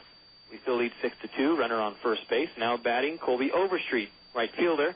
Here's his 0-0 pitch, and it's a first fly ball. Looks like it's going foul. Just barely drops foul, about 10 feet away from the line. Strike 1, 0-1 count. With 2 outs, Flint Whipkey is going to be running. Whipkey, having reached first on a walk. Overstreet hit his first home run of the season in his last at-bat. I think he's excited about that and might want to hit another one here. Right. 1 for 2 now on the night. Strikeout with a check swing and a home run. Here's the 0-1 pitch now to Overstreet. And swing and a miss. Slow curve way behind that one. Strike 2, 0-2 count. I haven't seen this pitcher or the other Raptors pitcher throw over to first base yet. Maybe once. He's not checking any of our runners. Well, Whipkey doesn't have any stolen bases on the season. I don't know if they're just playing the numbers on that or if they're if the philosophy is just take care of the guy at the plate. Don't really worry about who's over there at first base. Is that a conscious decision at the beginning of the game? Maybe. Now, Cory Wade did throw over to first base a couple times, and Whipkey goes. Nobody's covering second base at all. That was a mental lapse. Whipkey's all the way over to third base. Now, Juan Apodaca threw, and he hit the second base bag. The throw was where it was supposed to go. Right. Shortstop Rivera and second baseman Soto they weren't even close. They didn't do anything. I think they thought that might have been strike 3 or something. It was second baseman Mysterious Phantom. Yes. Well, Rivera's sitting over there, the shortstop, yelling over at the second baseman, hey, you were supposed to cover that. Oh. Pretty sure that's what he's yelling, and he's still having some words with him. That's got to be frustrating his teammates. What happens out there on those brain lapses? So Whipkey takes 2 bases. There's a drop strike 3 for Overstreet. Nope. And he caught it into his glove. Cracking it back into his glove for the catcher Apodaca. The mental lapse didn't harm him too badly. No, and that's 3 outs. That ends the bottom of the 5th. Owlz still leading 6-2. Come on back. Insure both your car and home with us through Auto Owners Insurance, and we'll save you money. That's right. With Auto Owners multiple policy discount, when you insure both your car, home, mobile home, or condominium, we'll save you time and money by consolidating all of your insurance needs with the no-problem company. Auto Owners Insurance. For a free comparison, contact Western States Insurance Agency in Spanish Fork on Center Street across from City Park. Western States Insurance. Our customers are first class, just like our service. Find us in the yellow pages under insurance. This is the true story of flying wolverines. Once there was a smart doctor named Dr. Smart. One day at Utah Valley State College, Dr. Smart met some wolverines who wanted to learn to fly, but they had no wings. Dr. Smart said, I can give you wings, and he started a professional flight school for the wolverines. He saw how the industry was growing, so he made room for more wolverines in his school. Soon he had a full staff of instructors and a fleet of aircraft to help teach hundreds of wolverines in Utah Valley. There were hundreds of other wolverines, though, living all over the country who wanted to learn to fly at such a great school. Dr. Smart told them, wings for you too. Then he did something very unique. He made aviation courses available online. Suddenly, wolverines living far away could train at flight schools right in their own backyards and earn their bachelor's degrees from UVSC. Today, thanks to Dr. Smart and UVSC's Global Aviation Program, there are flying wolverines all over the world. You can learn about them at uvscaviation.com. This message sponsored by the Salt Lake Radio Broadcasters Association. 1400 K-Star. Yeah, there's a good song. That's Flagpole Sitta by Harvey Danger, the one-hit wonder. We did that. We did a cover of that song in our wedding band. It was pretty good. I sang backup in it. Hi, baby. Yeah, there's a baby waving to us. Welcome back. You're listening to Birds of Play with the Wingmen. Yay. We are now in the top of the sixth inning, and there's a pitching change. It's going to be Mike Pete on the mound after Hawkins did his job out there. Heck yeah. Now, that Flagpole Sitta song was so popular that they got signed to a big contract with a big record company, got thrown out on tour, and the rest of their songs were just terrible. And so they had one song that was way too good for how bad the rest of them. None of them could even support. And had they been a little bit more brighter, they would have insisted that no, we're not going to go out on tour. Just let us be the single. Just let us get the single and the hit, and let's work on some other ones, and then maybe we can have some popularity later. A little greedy. Yeah. All right, now batting for the Raptors is Juan Apodaca, the catcher. First pitch from Mike Pete to Apodaca, cracks him in the left leg off an inside fastball, and he gets his base. First pitch there. Oh, boy. Mike Pete comes into the game with a record of 2-1, 1.03 ERA on 26 and a third innings pitched. He's got 0.03. Wow. Yeah, 22 strikeouts and 9 walks for Pete. So runner now on first for the Raptors and no outs. Now batting is B.J. Richmond. First pitch, fastball outside corner. That is strike 1. 0-1 count, no outs, runner on first base. Let's see, Apodaca has been on base all 3 times tonight. Walk, hit by pitch. Here's the 0-1, swing and a miss, low fastball, strike 2, 0-2 count to Richmond. Where's my brain tonight? I missed another batter in there. Who? Mooneyham grounded out to the pitcher, You're right, because then they just tossed it to Trumbo. Mitchell reached on the air. What happened to Sutherland? Ground out to second base. Got it. That's right. I got really excited about it. That's why I didn't write it down, yeah. Okay, let's see. B.J. Richmond struck out swinging both of his at-bats. Well, one looking, one swinging. Here's the 0-2, way outside with a curveball. That is ball 1, 1-2 count. Now, Mike Pete is from Brandon, Florida. He's got that big looping curveball. Comes in the low 70s. It has a huge loop on it. And also, of course, a fastball. Let's see. His fastball comes in around... It's a little bit slower. Yeah. 80s, high 80s maybe. There's a swing and a a grounder through first and second. And it goes out to right field, and there's 2 runners on now. No outs, 2 runners on. That's going to be a single for B.J. Richmond there. First time he reaches base tonight. Mike Pete, pitcher for the Owlz, also has a slider. Comes in the mid-80s. And fastball, curveball, slider. That's a lot of pitches to be able to throw for strikes for him. He has a nice arsenal to choose from. Maybe one of the benefits of playing college ball before being drafted. Some players come straight out of high school, some of them come out of college. Sometimes it benefits them a little bit to have that college experience. Now batting for the Raptors, Andrew Locke. First pitch, inside curveball, swing and a miss, strike 1. Owlz leading 6-2 here in the top of the 6th. The Raptors have no outs and a runner on first and second base.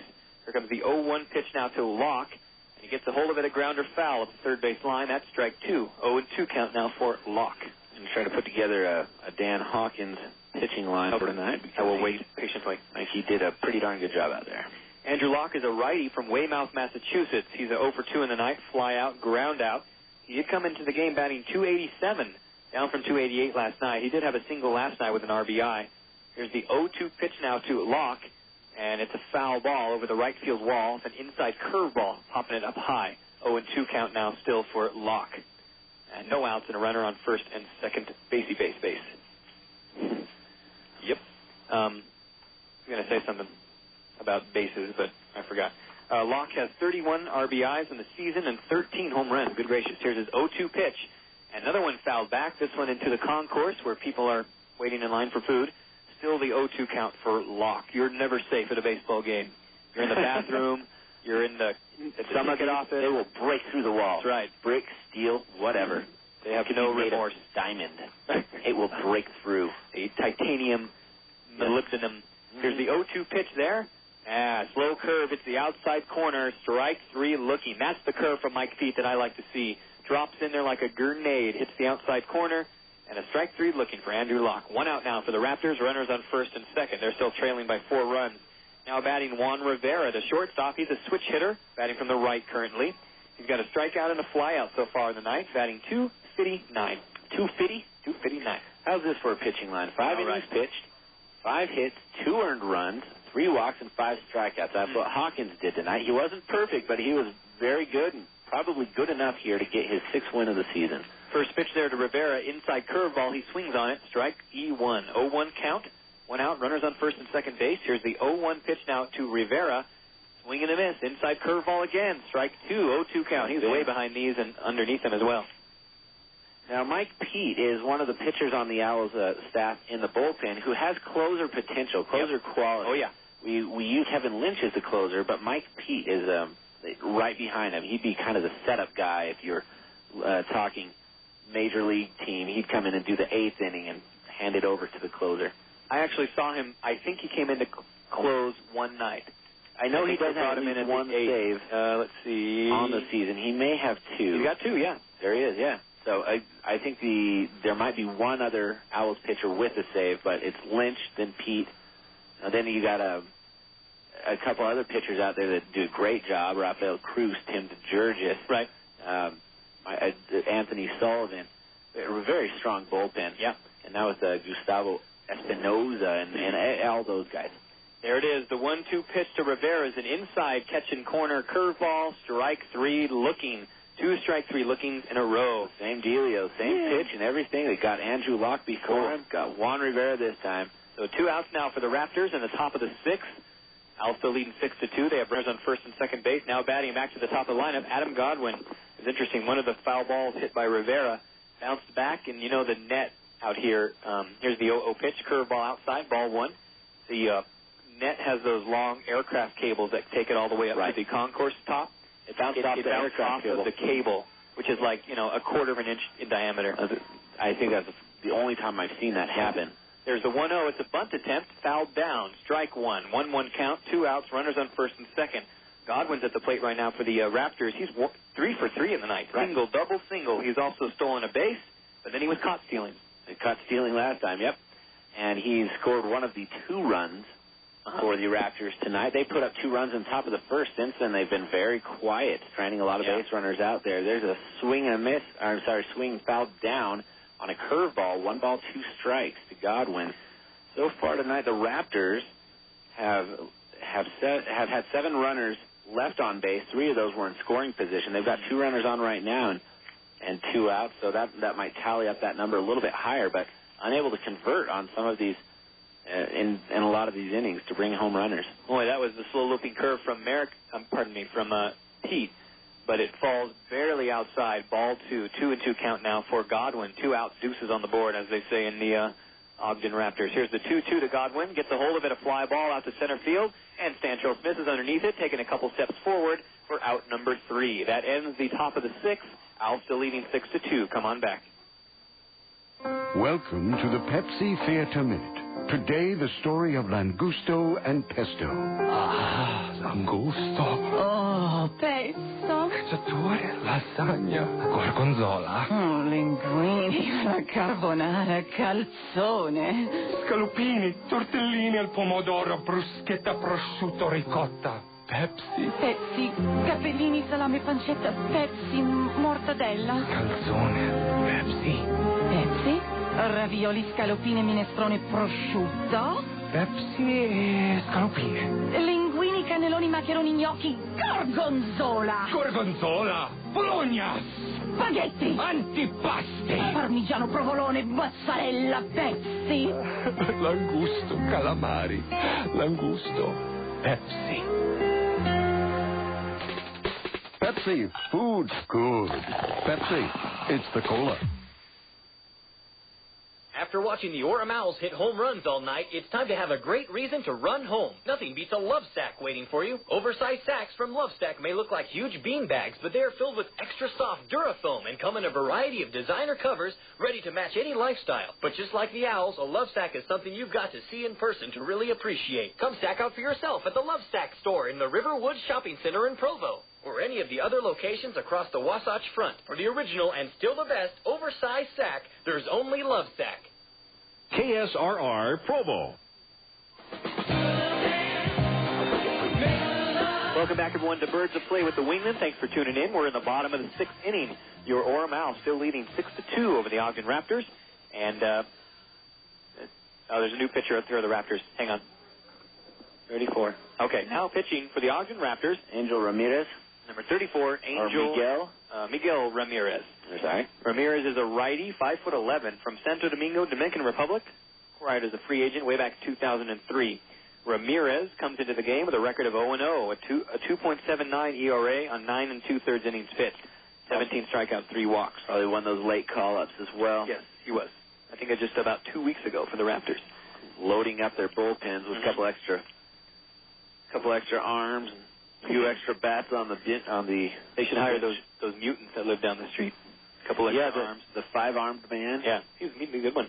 I'd never seen a 5-armed man before I came to Utah, and there he was, the 5-armed man. Everything in the movies is like 4 arms, 6 arms. They always have to have even numbers, but 5 arms looks symmetrical. Yeah, crazy, just crazy. Bottom of the 6th, Owls leading 6-2. We have no runners on yet, no outs. Now batting Billy Boyer. One time he slapped me with all 5 hands at the same time. That's cruel. That was strange. I would have heard if I wasn't so excited about it. Like, wow. Just impressed? Yes. I'm not even angry. Billy Boyer had a single his first at bat, then a strikeout. Here comes the 0-0 pitch now to Boyer, and he gets a hold of it, a high pop fly going foul behind us there, strike 1. Wow, high fastball, 0-1 count for Boyer. That was a lot of power behind that one. I wish we had a recording of every one of these shows. Some of these broadcasts are pretty bland, but there's some of them that are just a lot of fun. Just wacky. Yeah, some of the little stories we invent. Looks like Boyer's going to get a new bat there. But yeah, chipped that one. When the Owls built their stadium, they went with a contractor that kept an eye on beauty, comfort, and detail. For your next building project, let Marcon Incorporated General Contracting create that beauty, comfort, and detail for you. They specialize in custom new construction, remodels, and additions. Marcon Incorporated General Contracting. Let them take the hassle out of your construction needs. Okay, Billy Boyer just got a new bat there. He's stepping back into the box, batting right, of course. Billy Boyer is from Auburn, Washington, and he's got no outs, no runners on. The 0-1 count against Boyer right now, and here comes his 0-1 pitch. Lets this one fly. It's a fastball. He gets a hold of it, a grounder right up the middle. That gets between second baseman Soto and shortstop Rivera, who left a huge gap in the middle, and that's a single for Billy Boyer. Is that the same place he hit it the last time? It is. 2 singles up the middle. Cool. 2 for 3 tonight. Good job. So runner on first. With swinging a bit of a hot bat lately. Boyer really has broken out that. I don't know if that was the second slump or third slump he had in the season, but he kind of went hot, rolled, hot, cold, hot, cold. Yeah, he's a roller coaster, but a good time to have the bat hot as they're going into the playoffs here. I'm almost guaranteeing a win tonight. There's the 0-0 pitch to Santrell Smith, who's now batting for the Owls, way outside with a fastball, ball 1, 1-0 count. Billy Boyer with the leadoff single on first base, no outs, 1-0 count for Smith. Smith has a sac bunt already under his belt and a ground out for tonight. New pitcher Ramirez looking in. Here's the 1-0 to Smith. Another bunt attempt. It's fouled down. Strike 1 off a fastball. 1-1 count now for Smith. Well, even if the sac bunt doesn't work, Billy Boyer has 7 stolen bases. I don't know if they're going to call that this time. He's looking at Tom Kochman in the third base coaching box, throwing the signs out. Yep. It could be a hit and run. It could be just a sac bunt or a stolen base. Well, it worked the last time. Regardless of what happens. There's the 1-1 pitch now to Smith. Lets this one fly. It's a bunt. Foul again. Ooh, strike 2. 0-2 count. 1-2 count, pardon me. Well, Well, that takes away the bunt opportunity. But here with the lead, we've seen it a couple of times the last couple of nights. With 2 strikes on him, batter's still trying to bunt and getting out on that, fouling out on the bunt. And one of our promotions guys is on top of the roof throwing presents down on people. How do you get up there? I don't know. That's very dangerous. Yeah, I want to know. Here's the 1-2 pitch now to Stantrell Smith, and he goes for the bunt again, but pulls back. They said he didn't pull back in time, and that is strike 3. Dangerous times, but that it's a strike 3 bunt attempt. What do you call that? That's just going to be a strikeout. Yeah. And now that I think of it, it might not be an issue of if he pulled back in time or not. He might have just, the umpire thought that it was a strike. So it came in the strike zone. I got you.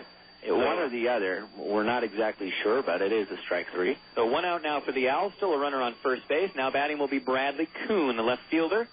And I can't see. Here's the 0-0 to Kuhn, way outside and low with a fastball. That's ball 1. 1-0 count. 1 out, runner on first base. They're tossing free coupons down off the roof, and everyone's standing up facing the wrong way. There's a bunch of 2-for-1 deals, or 2 free golf.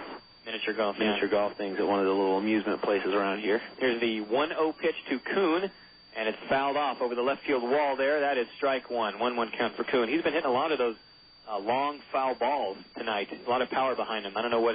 the triple he got in his first at-bat, that was only his 10th extra base hit out of 67 hits on the season. He's 2 for 3 tonight, a triple, a single, scored 2 runs.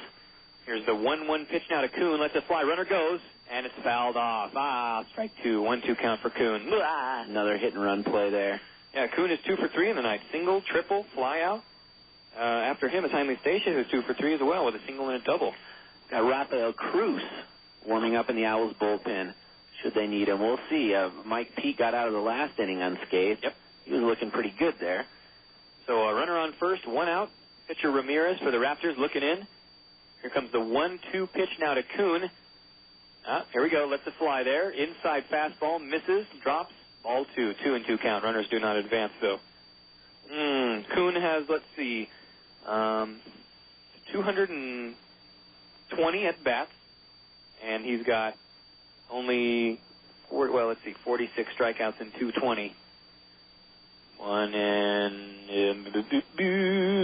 Almost 1 in 5. Here's the 2-2 to Kuhn.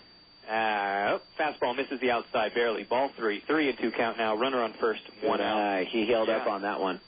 I'm trying to distinguish here if the Raptors are really, really trying to win these games, or not.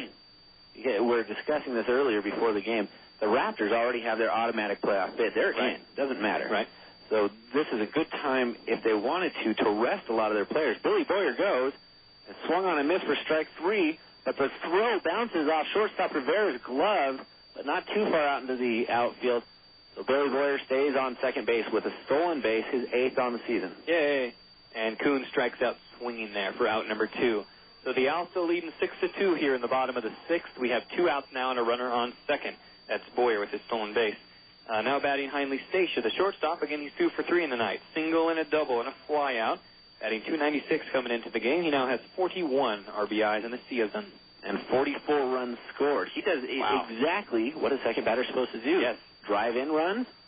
And then come in for runs. Somewhere. Get on base. Score about as many runs as a leadoff batter would, maybe slightly under, and drive in about as many as many runners as a third or fourth batter should do.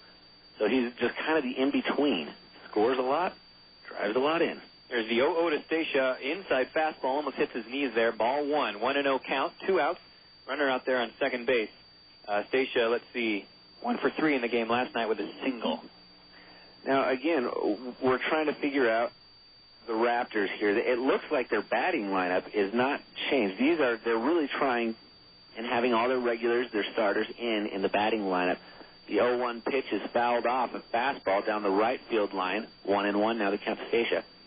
So, do you rest your players? It seems the pitchers we're seeing, a lot of them, are recent call-ups. So this might be getting them a little bit more experience and resting some of your other more experienced arms in order to have even more experience for these guys to be able to possibly use them in the playoffs. I don't know. 1-1 pitch there. Fastball outside. Ball 2. 2-1 count. would be also another opportunity for them to see a couple more pitchers and perhaps say, this guy's possible for a relief for 1 or 2 innings. He's a good bullpen guy. And maybe they already know that the Owls are coming, and they want to give those batters more looks at the Owls pitchers so that they know how to, or have had some at-bats and some experience against them. 2-1 pitch, looks like a slider that drops low, doesn't hit. Ball 3, 3-1 count to Stacia, 2 outs, runner on second. Let's see, Stacia again is up there in the Pioneer League standings. No, he's not. Oh, with his 6 triples, I believe. Oh, yeah. Let's see. Bunch of triples on the season 6 triples for Stacia. He does a double tonight and a single as well. Here's the 3-1 pitch now to Stacia. Way inside with a fastball. Oh, come on. That one hit the corner? Wow. That did not hit the corner. That one went low and inside. Strike 2. Okay. You got to give it to both teams, Ump. You got to give it to both teams. Yeah, that was, I think I saw dirt fly. 3-2 count for Stacia. 2 outs, runner on second. Pitcher Ramirez looking in. Checks his runner on second base. And here's a 3-2 to Stacia. Swing and a miss there. Oh, grounded down. Grounded foul, yeah. There. Okay, 3-2 count for Stacia. Foul back. Stacey's one of the best prospects on this team. We've talked about his glove work, his footwork out there in the field. Does a great job there. And batting, even though he's not up there in all those Pioneer League stats except for the one with the triples, this is a kid with speed. It's a kid who hits for average. He only strikes out 1 out of 7. Right. Drives them in, has a good number of doubles. He just doesn't do the power thing, and he slaps one the opposite way with a 3-2 pitch, and that's going to be a single out into left field. And Boyer's on third, so runners on the corners. Perfectly placed single there. Just kind of, what did you say? Slapped it the other way. Slapped it the other way. Mm-hmm. And that one just goes right between Soto and Rivera, shortstop and second baseman. And shortstop and third baseman. And third baseman, pardon me. And that's 2 outs, now runners on the corners for the Owls. Dallas Moore is stepping to the plate now, a little 2-out rally here. We're still leading 6-2 in the bottom of the 6th. 2 outs, runners on the corners. Moore so far tonight, very sad story. Fly out, reach on an error, fly out. I mean, he did get on base. He didn't come in for a run scored, but... Now, Dallas went hitless last night, had only 1 hit the night before. I think that was his 6th at bat when he got that, and hitless the night before that. So, very strange times for Dallas Morris at the plate. More strikeouts than we've ever seen him have in consecutive games. There's a swing and a miss and an outside curveball, strike 1. 0-1 count for Morris, trying to chase that one. Dallas has not, we've said this before when he's had a hitless game, he's not gone back-to-back games hitless ever in this season. We don't want this to be the first time, but his average and his consistency would tell us that he should get a hit. And here we are later in the game now. Right. This should be it. Play the waiting game with Morris. Right. There's a fastball outside. That's ball 1. 1-1 count for Morris. Morris has 52 strikeouts in 288 at-bats. Here's his 1-1 pitch, and he cracks it down the third base line and scooped up by third baseman Mitchell. The throw to second is made for the force out at second base. That's 3 outs. That ends the bottom of the 6th. Owls still leading 6-2. Come on back. 1400 K-Star is KSRR Provo. Everybody wants to be recognized for their accomplishments. From Little League to the pros, Employee of the Month to Salesperson of the Year, awards are a great way of saying you're a superstar. If you have a superstar on your team or at work, contact Payson Sports and Trophy. They feature a winning selection of awards, plaques, and trophies, as well as custom engraving and quantity discounts. Find them in your Yellow Pages or stop by at 15 East 100 North in Payson. Payson Sports and Trophy, blue ribbon quality and service.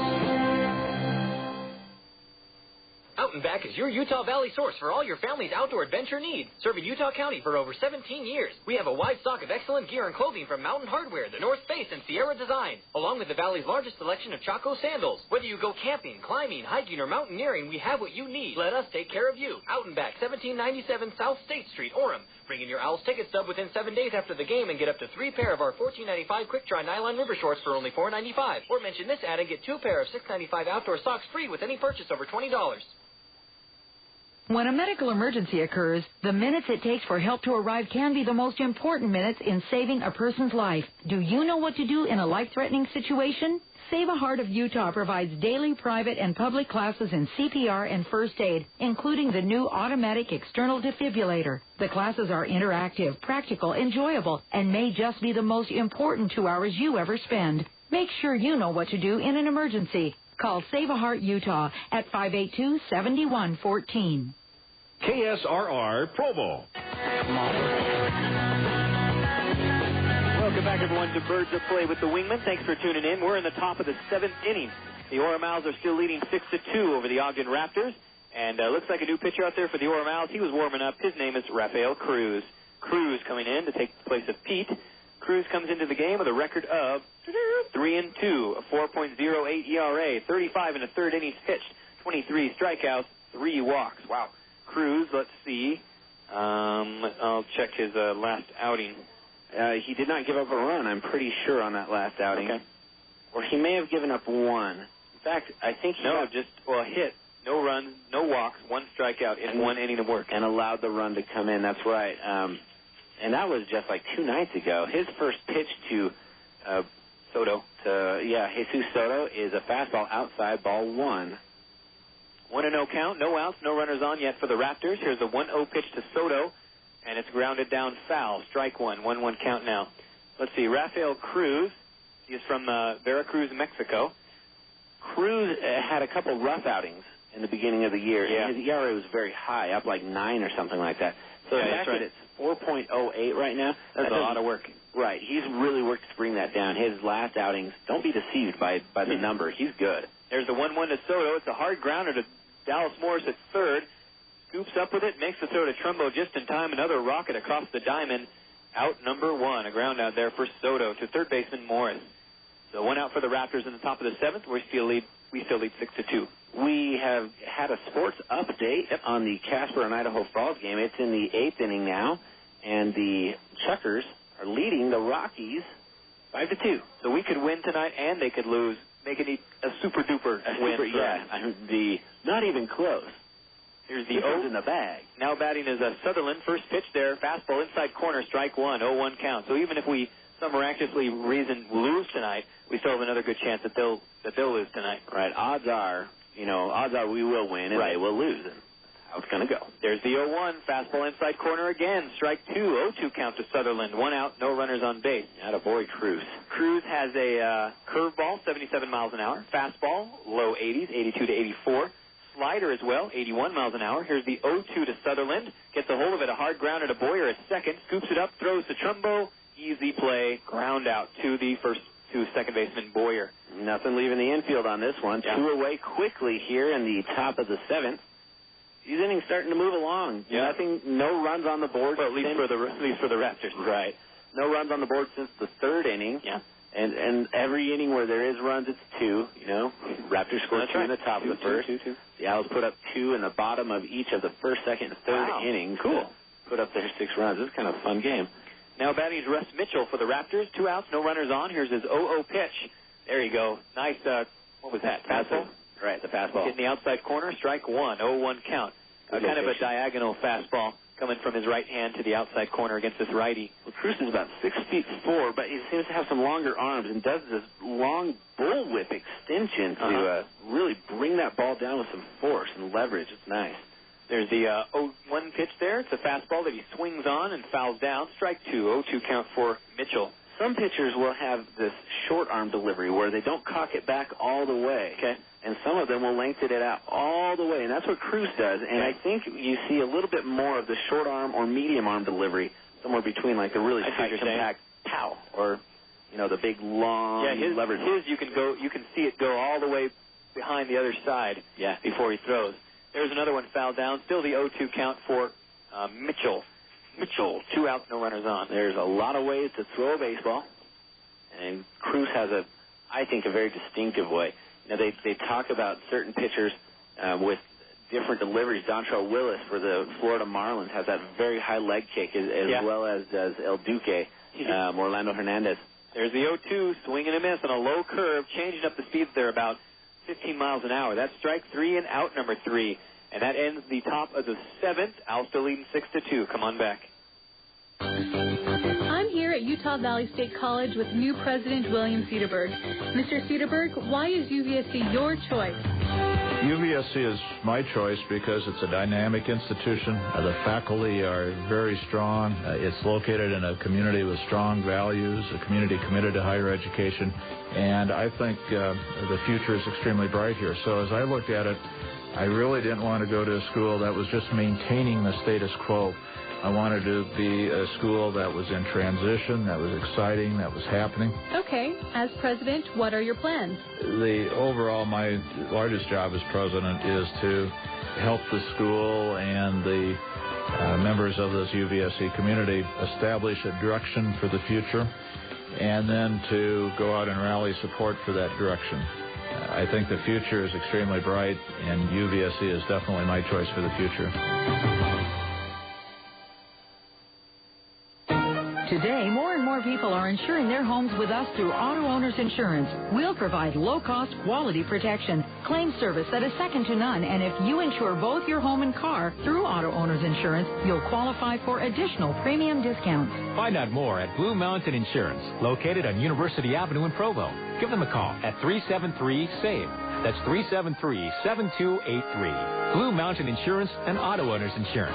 The no-problem people. 1400 K-Star. Welcome back, everyone, to Birds of Play with the Wingman. Thanks for tuning in. We're in the bottom of the 7th inning now. The Orem Owls are still leading 6-2 over the Ogden Raptors. Still pitching out there for the Raptors is Ramirez.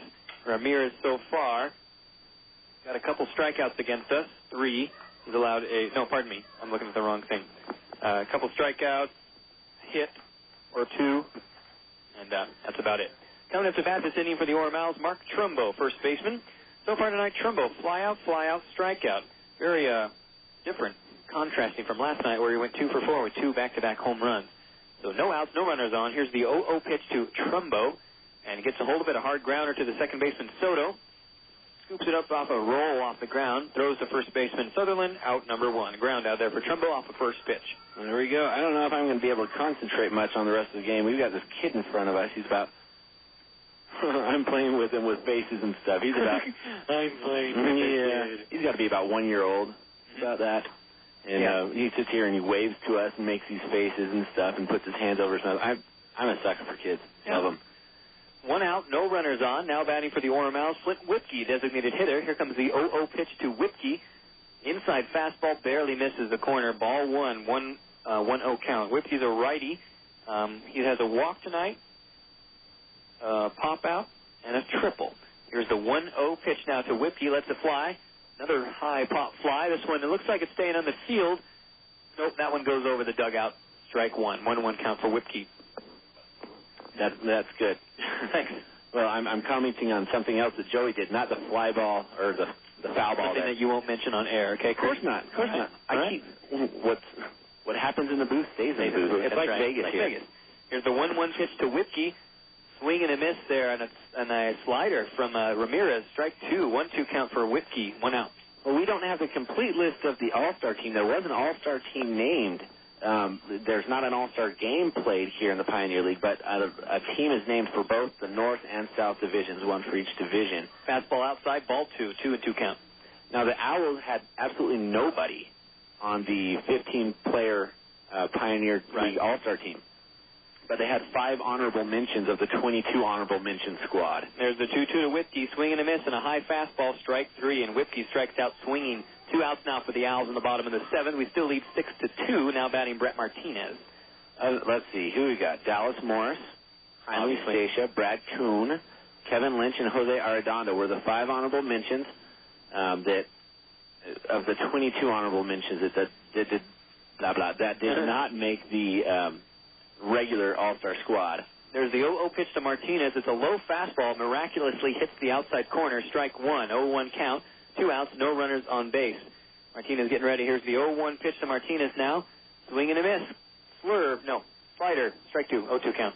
Now, I guess you have to also think about this. This team was named a little while ago. I think 2 weeks ago, maybe. And it was at a time when the Owls team was kind of at the beginning of the second half of the season where they were not doing that well and playing kind of poorly, and so maybe that surely had to have something to do with it. And they were going, okay, well, honorable mention for these guys. But at the same time, I think we got snubbed a little bit with a lot of these players. There's a nice check swing for Martinez and an outside fastball, ball 1. Here's his 1-2 pitch now. Swing and a miss, and that's a curveball, strike 3, and out number 3. That ends the bottom of the 7th. Owls still leading 6-2. Come on back. The United States Air Force salutes the athletes competing in today's game. They know in sports, like in life, you have to step up to the challenge to succeed. If you have high aspirations and want to be part of another champion team, join the United States Air Force. You'll receive training in a variety of fields and become part of an elite group of men and women dedicated to the service of this great country. Call 1-800-423-USAF or log on to airforce.com. The United States Air Force. Cross into the blue. Pioneer Radio and Sports would like to thank the following businesses who are committed to customer service. This Owlz broadcast brought to you in part by Ray's American Car Care Center, by Frederico Landscaping, exceeding your expectations since 1980, by the United States Air Force, Cross into the blue, by Bei Ling Insurance Agency, Payson's hometown agency for over 30 years, and by Triple T Heating and Cooling, comfort from our family to yours. With energy costs soaring higher than an Owlz homer, it's important that your cooling system is working at peak performance. So call Triple T Heating and Cooling. We feature service and repairs of all makes and models of heating and cooling systems. And come winter, we can set you up with a warm, energy-efficient gas fireplace. Serving all of Utah County, visit our showroom 1550 North Main in Spanish Fork or log on to TripleTHeating.com. Triple T Heating and Cooling. Comfort from our family to yours for over 30 years. KSRR Provo. Turn it up, y'all. Welcome back, everyone, to Birds of Play with the Wingmen. Thanks for tuning in. We're now on the top of the 8th inning. The Orem Owls are still leading the Raptors 6-2. All of the runs being done by the 3rd inning. Nothing else on the board up there. Still pitching out there for your Orem Owls, Rafael Cruz. So far, Cruz done pretty well. Only allowed let's see. No, nothing. Strikeout, 2 groundouts. Is that when he came in? That's right. He's cheap. He doesn't allow a lot of things. Kind of a Scrooge out there on the mound. Now batting for the Ogden Raptors, Jason Mooneyham, designated hitter. And here comes the 0-0 pitch to Mooneyham. Lets this one fly. And it's a high pop fly. Looks like it's going into foul territory, into the bullpen of the Owls. Morris is underneath it. That's the fastest diving catch into... No, what happened there? Did it drop? They're saying it dropped, I think. Morris made a diving catch over on the mound in the bullpen. Right, I think he had tripped. That's the fastest I've ever seen Morris go. That's crazy. In base stealing attempts and everything. He had his wheels on that. That's a lot of work for strike one. 0-1 count to Mooneyham. No outs, no runners on base. Wow. I don't know what. Well, I guess they're not arguing it. I don't see anybody making any faces. But Morris held his glove up as he tripped over the pitcher's mound and got the ball. Maybe it was just a bounce that he trapped or something, but it looked like he had it. Here comes the 0-1 pitch now to Mooneyham. And lets this one fly. Gets a hold of it. A high chopper to Boyer. Bounces out of his glove. He catches it with his bare hand, but cannot make the throw. He was too far away, way back into center field. And that's going to be a hit for Jason Mooneyham, a single. That was a terrible, weird chopping bounce. Kind of at a diagonal, bouncing. Maybe some English on that ball. You see that happen in tennis with a chop shot and stuff. Ping pong. So kind of funny the way Boyer came up with it, but did a good job to keep it in the infield. Almost made a very nice play.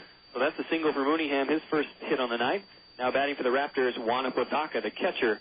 Bodaka has reached base all 3 times, 2 walk and being hit by a pitch. He's batting .275 coming into the game tonight, pardon me. No outs, runner on first for the Raptors. Juan Bodaka at the plate now.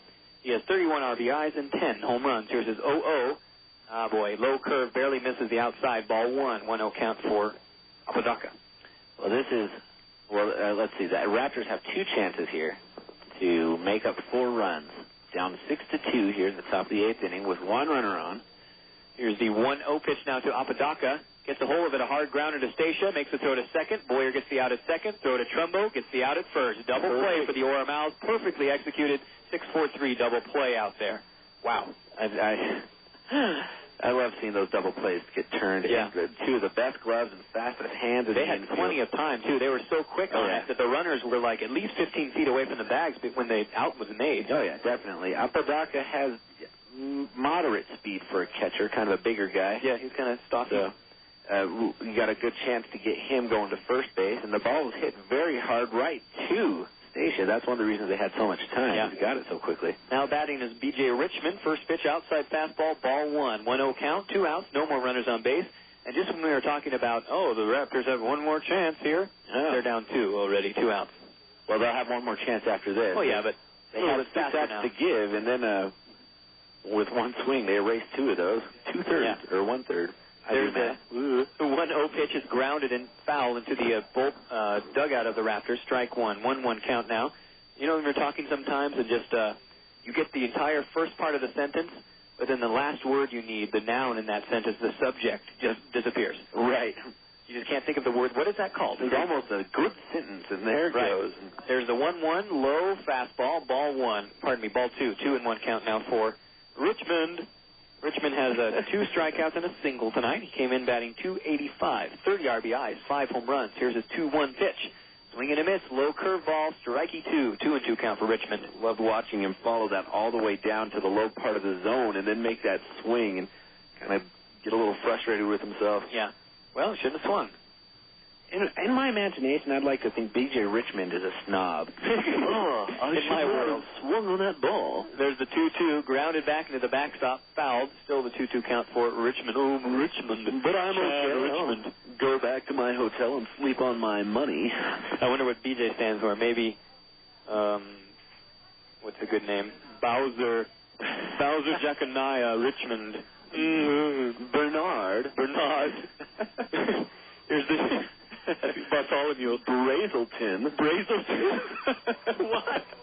There's a swing and a miss on a fastball on the outside part of the plate, but that's going to be strike 3, and Richmond goes out swinging. That ends the top of the 8th. Owlz still leading 6-2. Come on back. Okay, I have got to know. How do you keep your house so clean? You have pets and kids, and yet your house is always spotless.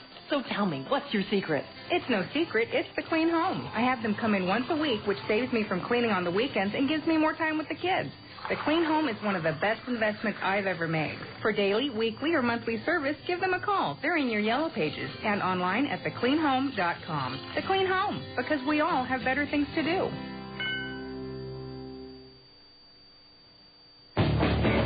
Hey fans, have you poured concrete lately? Did you order 8 yards and only use 6? Did you have to pay for what you didn't use? Do you want an alternative? Then log on to gotconcrete.com. We deliver fresh concrete mixed right on your site from as little as a quarter yard to 8 yards. No more calculating exactly or ordering an extra half yard to be safe. We service customers from Santa Quinn to Point of the Mountain. Find us at gotconcrete.com. If the Owlz are going to compete for the Pioneer League Championship, they're going to need an ace on the staff to lead the way. If you're thinking of buying a home or refinancing, you need an ace of your own. Look no further than Ace Mortgage Company. Our creative loan consultants offer the best terms and unsurpassed professional service. We ensure you get the loan that best suits your needs. Give us a call today at 426-5757. That's 426-5757. Ace Mortgage Company. Absolute commitment to excellence.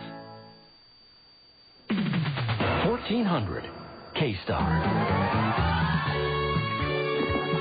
Welcome back, everyone, to Birds of Play with the Wingmen. Bottom of the 8th inning. Owlz still leading 6-2 over the Ogden Raptors.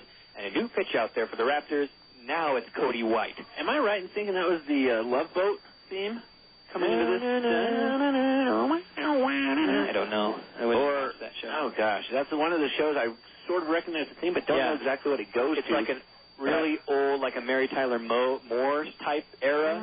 Kind of in the 70s or early 80s maybe, but it was kind of nice. No, Love Boat was the Love Boat. Oh, that's right. So it couldn't have been that. Charlie's Angels maybe. Oh, that's maybe it involves somebody rich, and I'd like to think that's the reason they put it on there after last inning. After Richmond. We are still leading 6-2 in the bottom of the 8th inning. That's the Owlz leading. We are broadcasting for the Owlz. 6-2 here in the bottom of the 8th.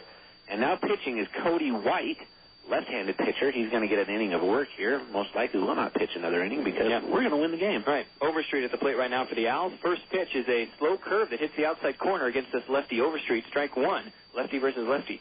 Cody White comes into the game with a record of 1-3, a 7.09 ERA, 39 and a third innings pitched, 34 strikeouts, 24 walks. There's the 0-1 pitch to Overstreet. This time he swings in a low curve. Strike 2. 0-2 count now. Let's see. Do you have the lefty thing? The lefty-righty? Lefty. Versus left-handed pitcher? Yeah. I did, but it's on the computer downstairs still. Oops. There's the 0-2 high fastball. Passed. Ball 1. 1-2 count for Overstreet. No runners were on base, so I think I might have it in here. I'm just so proud of Colby for getting that first home run. Yeah. Tonight, his first home run of the season, just jacked it right out of the right field. That ball didn't come down until it hit Walmart, and that's in the next town over. Fortunately, though, he gets called out on a strike 3. A curveball lands on the inside part of the plate. Colby doesn't like the call, but he's got to go back to the dugout anyways. That's one down here. Take the green mile. Yep. There we go. Owlz versus lefty. Overstreet, we'll just talk about him. He bats .222 against lefties. Yeah, that didn't help him much. No. Okay, one out for the Owls in the bottom of the 8th. We still lead 6-2. No runners on base. Now batting, Billy Boyer, second baseman. Boyer's 2 for 3 in the night. 2 singles and a strikeout. Here's his 0-0 pitch. Way inside with a fastball. Wow, he got out of the way just in time. Ball 1, 1-0 count. I could barely catch his face on that one. He was just grimacing like, that jerk. Almost hit his knees there. Boyer 2 for 3 tonight, a couple of singles and a strikeout. Stole a base his last time around, and 1 run scored on the night. He chops one, a little dinker down the third base line, and it's an infield single. He's now 3 for 4 on the night. That one looked like it was going to die. It looked like it was going to go farther, but it died. So the third baseman, Mitchell, kind of trotted towards it, couldn't make up the throw. So 1 out, and now a runner on first base. Another hit on the night for Billy Boyer. He's now 3 for 4. It was 3 singles.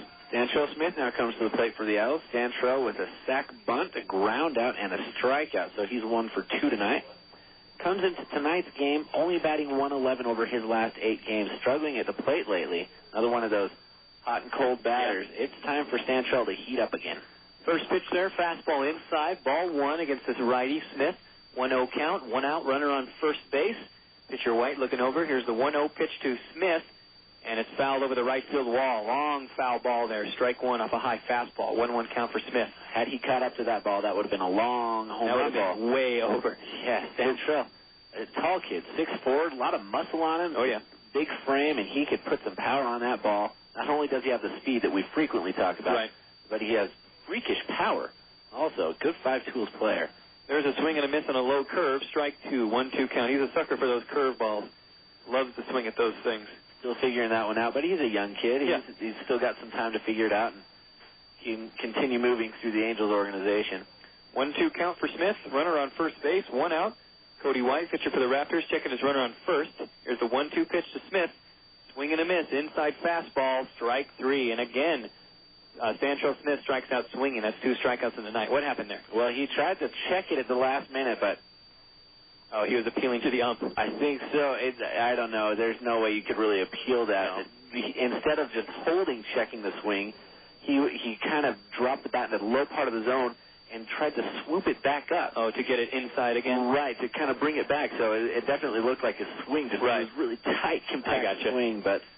All right, 2 outs. Case to make. 2 outs now for the Owls. Runner on first base. Now batting back to the top of the lineup, Bradley Kuhn. Here's the 0-0 pitch now to Kuhn, and lets this one fly. Gets a hold of it, a hard grounder to second baseman Rivera. He decides to throw to first base, and Bradley Kuhn is thrown out at first just barely. Wow, he is fast. And that's 3 outs. That ends the bottom of the 8th. Owls still leading 6-2. Come on back. Are you hungry for great tasting Mexican food? Take a time out and stop by a local Beto's. Have you tried our burritos and chimichangas? People are voting Beto's food as numero uno in Utah. Beto's has 15 convenient locations in Utah. Most of our restaurants are open 24 hours to satisfy your craving anytime. Check us out on the web at betosmex.com. Stop by any participating Beto's location and receive a Vote for Beto's punch card, which could entitle you to free food. Huli frijoli. It's Beto's time. I'm here with Alex Nibley and Amanda Pettingill, an instructor and a student from Amber's Battle, the new movie shot at Utah Valley State College. So, Alex, what were your roles on this project? I wrote the script for Amber's Battle, and I was one of the 2 professors that put together what came to be called the Digital Cinema Boot Camp. You learn an immense amount, something that you can't be taught in the classroom. During that time, we produced 2 movies and 1 television show. You know, it's real filmmaking. It's not just kids running around with video cameras. Amanda, what is it like to be female in this industry? You are in smaller numbers, but in a way you can use it to your advantage because women will stick out more. What is the future for film at UVSC? UVSC has set its sights on becoming the premier film training institution in Utah, if not the whole Intermountain West, and I think they can become one of the best in the country. I enjoy working on these productions, and that is why UVSC is my choice. For teaching film production, UVSC is my choice. KSRR Provo. Welcome back, everyone, to Birds of Play with the Wingmen. Top of the ninth inning, the last chance for the Ogden Raptors to get rid of that 4-run deficit. The Owls are leading 6-2 as we enter the top of the ninth. If the Raptors can tie it up here, we'll see what happens. If they do not, we go to the playoffs and we win the game tonight. Yeah, we don't have the official score at the end of the Casper game. Again, last we heard in the 8th inning, Casper was trailing 5-2 against the Idaho Falls Checkers. Yeah, weird. We're going to have the double lock tonight. If they lose and we win, super lock, which it surely looks like will happen. Now it's 2 here in the top of the ninth. Owls leading. Batting for the Raptors, Andrew Locke. First pitch, fastball inside, ball 1, 1-0 count. Rafael Cruz still up to the mound, pitcher for the Owls. So far he's struck out 2 Raptors batters and only allowed 1 hit.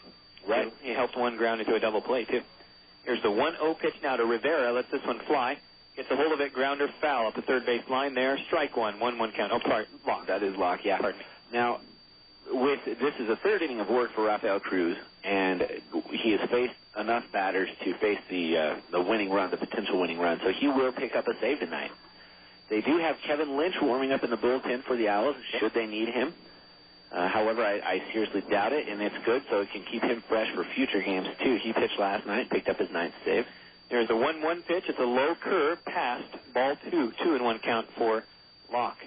Good thing there's no runners on base. Yeah. No outs for the Raptors yet. Nice time to kind of rest yourself at the catching position, too, if you're Martinez. Pass balls don't hurt you here that There's much. the 2-1, and it's a line drive right to Dallas Morris' glove. He makes the snow cone catch. Out number 1. Wow. Well, it was hit so hard it looked like it was going to bounce out of his glove. Yeah, he really held had to clinch it, but a line out for out number 1. Morris knew where there was going and ran maybe 2 steps to his left towards Stacia at shortstop. Made the snag right out of the air. Grasshopper, like with the chopsticks. Get the fly with you are learning, Grasshopper. 1 out for the Raptors. Now batting Juan Rivera, bottom of the lineup. Here's his 0-0. Swing and a miss. Inside fastball, strike 1. Beautiful. I always wanted a neighbor like Mr. Miyagi, one of those just wise, older men who could just teach you something so useful but strange, with like catching flies with chopsticks. Or land karate. There's the 0-1. It's fouled down off an inside fastball. Getting a piece of it, strike 2. 0-2 count. I guess I just had to settle for my grandfather. What did he teach you? Had been debilitated by a few strokes by that time. He taught me to overcharge customers for things. He bought this box of like 300 little junk wind-up birds and wanted people to pay $15 for them each. And this is during like the early 80s, mid-80s. There's a curveball low, and it drops out of the zone. Ball 1, 1 ball, 2 strikes to Juan Rivera. Yeah, I mean, the thing, they must have been worth $1.50 at the most, or he's going charge $15 for him. Maybe he moved the decimal point over just a little bit more and read it wrong. He certainly didn't pay that much to get him. Promised us we'd get a dime out of every one we sold. What a deal. That's a good market there. What a deal. 1-2 pitch fouled off into the concourse. It's those nice people sitting in line for the pretzels. 1-2 count still for Rivera. But I guess I have to thank that same grandfather. He was the one that passed on the incredible, indestructible stomach. I can digest lots of things. Really? Styrofoam, 3 different kinds of plastics, rat poison. There's the 1-2, another one inside, fastball this time, ball 2, 2-2 count, 1 out, and no runners on for the Raptors. Rivera still at the plate. Are you, you're not allergic to anything then? No. No peanuts allergic, no lactose intolerant? No allergies, nothing like that. The stomach takes care of it all, and I love it. There's the 2-2 to Rivera. Tries to check his swing, and he cannot. Strike 3, check swinging on an inside curveball. Wouldn't have mattered. That one dropped in the strike zone anyway, so he goes down, and the third strikeout on the night for Rafael Cruz, 2nd out this inning. Cool. All right. The last batter for the Ogden Raptors tonight, hopefully, Adam Godwin. 1 out away. 2 outs. No runners on. Godwin at the plate. So far tonight, Godwin single, double, single, fly out. The crowd is on their feet out here. We are 1 out away from going to the playoffs. There's the 0-0, He gets a hold of it. A line drive up the middle. Boyer stops it, makes a throw to Trumbo. What a play. Out at first base. Billy Boyer keeping that one in the infield, making the throw to Trumbo, rolling on the ground. The Orem Owls are going to the Pioneer League playoffs. Final score, Orem Owls 6, Ogden Raptors 2. Come on back for a post-game wrap-up after this. Bam! Tacos. Burgers. Tacos. Burgers. What about pasta? No time. Sure there is. At Fazoli's, we can build our own pasta starting at just $2.99. It's super fast and super fresh. In about the same time as it takes for a greasy burger, we can build an Italian masterpiece like spaghetti and spicy marinara. Spicy marinara? Yep. Fazoli's. Cool, let's pick up Cindy. Karen. Cindy. Naomi. Fazoli's, faster, fresher, better. Insure both your car and home with us through Auto Owners Insurance, and we'll save you money. That's right. With Auto Owners multiple policy discount, when you insure both your car, home, mobile home, or condominium, we'll save you time and money by consolidating all of your insurance needs with the no-problem company. Auto Owners Insurance. For a free comparison, contact Western States Insurance Agency in Spanish Fork on Center Street across from City Park. Western States Insurance. Our customers are first class, just like our service. Find us in the yellow pages under insurance. One of the unsung heroes at the ballpark is the groundskeeping crew. It's up to them to ensure the field looks its best on game day. While your yard may not take the same pounding as the turf at a baseball stadium, it still deserves professional care. More Utah County residents rely on the pros at Frederico Landscaping Incorporated. They're now celebrating their 25th year of providing custom residential landscaping. For all your landscaping needs, including water features and grounds maintenance, you can rely on Frederico Landscaping. See their work online at fredericolandscaping.com. 1400 K-Star. When the Birds are play with the Wingmen, thanks for tuning in. Your Orem Owls are going to the 2005 playoffs here, winning the game 6-2. I've got a case of the paper. We win the game 6-2 over the Ogden Raptors here in the top of the ninth. Owls got their 6 runs off of 11 hits and 1 error. Raptors got their 2 runs off of 7 hits and 2 errors. Great game, and you see the Owls out there, all the players hugging each other, and the Owls coaching staff and training staff all in a line, giving them the high fives on the way into the dugout. But they kind of came out like the special announcement, one by one. Okay, now you go. They know they're in the playoffs and they're excited about it. Yeah. It's the huggiest I've ever seen this group of very macho guys. Huggiest. The winning pitcher tonight, Dan Hawkins, pitched a great game, improves his record to 6-2 on the season. He went 5 innings. Gave up 5 hits, 2 earned runs, 3 walks, and 5 strikeouts tonight. The loser is Cory Wade. Started the game for the Ogden Raptors and takes his record to 2-3, his 3rd loss in as many starts. And his pitching line for the night went 3 innings, gave up 8 hits, 5 earned runs, 1 walk, and 2 strikeouts. And a save tonight to Rafael Cruz. All right. Rafael Cruz, I believe that is his first save on the season. They just threw away my stat. Allowed him to pitch the last 3 innings and didn't allow anybody. Allowed 1 runner on, took care of it with a double play, but only faced 9 batters and took care of all of them. The player of the game, there's a lot of players doing great jobs and a lot of honorable mentions tonight, but Heinle Stacia is going to get it with his 3-for-4 performance. Yeah. Got a double and 2 singles, scored a run, and drove in 2. Beautiful. Great night for Heinle Stacia, but yeah. Look at all the other great things happen. Yeah, we also saw a triple from Flint Whipke on his first at-bat, and then back-to-back home runs both from Martinez and Overstreet. Martinez now with 4 home runs, and Overstreet now with 15 what is that? No, 10. 1. 15. 1. When did I write that?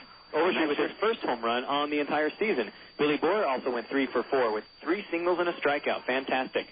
Tune in tomorrow night. We play the Idaho Falls Chuckers. Game starts around 7 o'clock out there in Idaho Falls. A meaningless game. Yeah, those are just be fun games to watch. We'll see some at-bats for some people we haven't seen in quite a while. And we are going to the playoffs. Our first playoff game will be Friday, and then Saturday, then Sunday against the Ogden Raptors in the North Division of the Pioneer League. It'll be a lot of Ogden Raptors for the last bit of the season. And now again in the playoffs. So that does it for us out here. The Birds will play with the Wingmen. Again, we're going to the playoffs. And we won tonight's game 6-2 over the Ogden Raptors. These Owlz radio broadcasts are brought to you by the Clean Home, J&J Services, All-Star Garage, Marcon Incorporated, Sportsman'sWarehouse.com, Ace Mortgage Company, Blue Mountain Insurance, SOS Staffing Services, Escape Motorsports, Stevens Henniger College, All Pro Tires, and Jack's Tire and Oil. Tune in tomorrow night, Idaho Falls Chuckers versus your Orem Owlz at their home in Idaho Falls, 7 o'clock game time. My name is Joey Hurley. And I'm Chris Peterson. Reminding you never to leave your wingman. Have a good night, everyone. We remember your favorites. 1400 K-Star.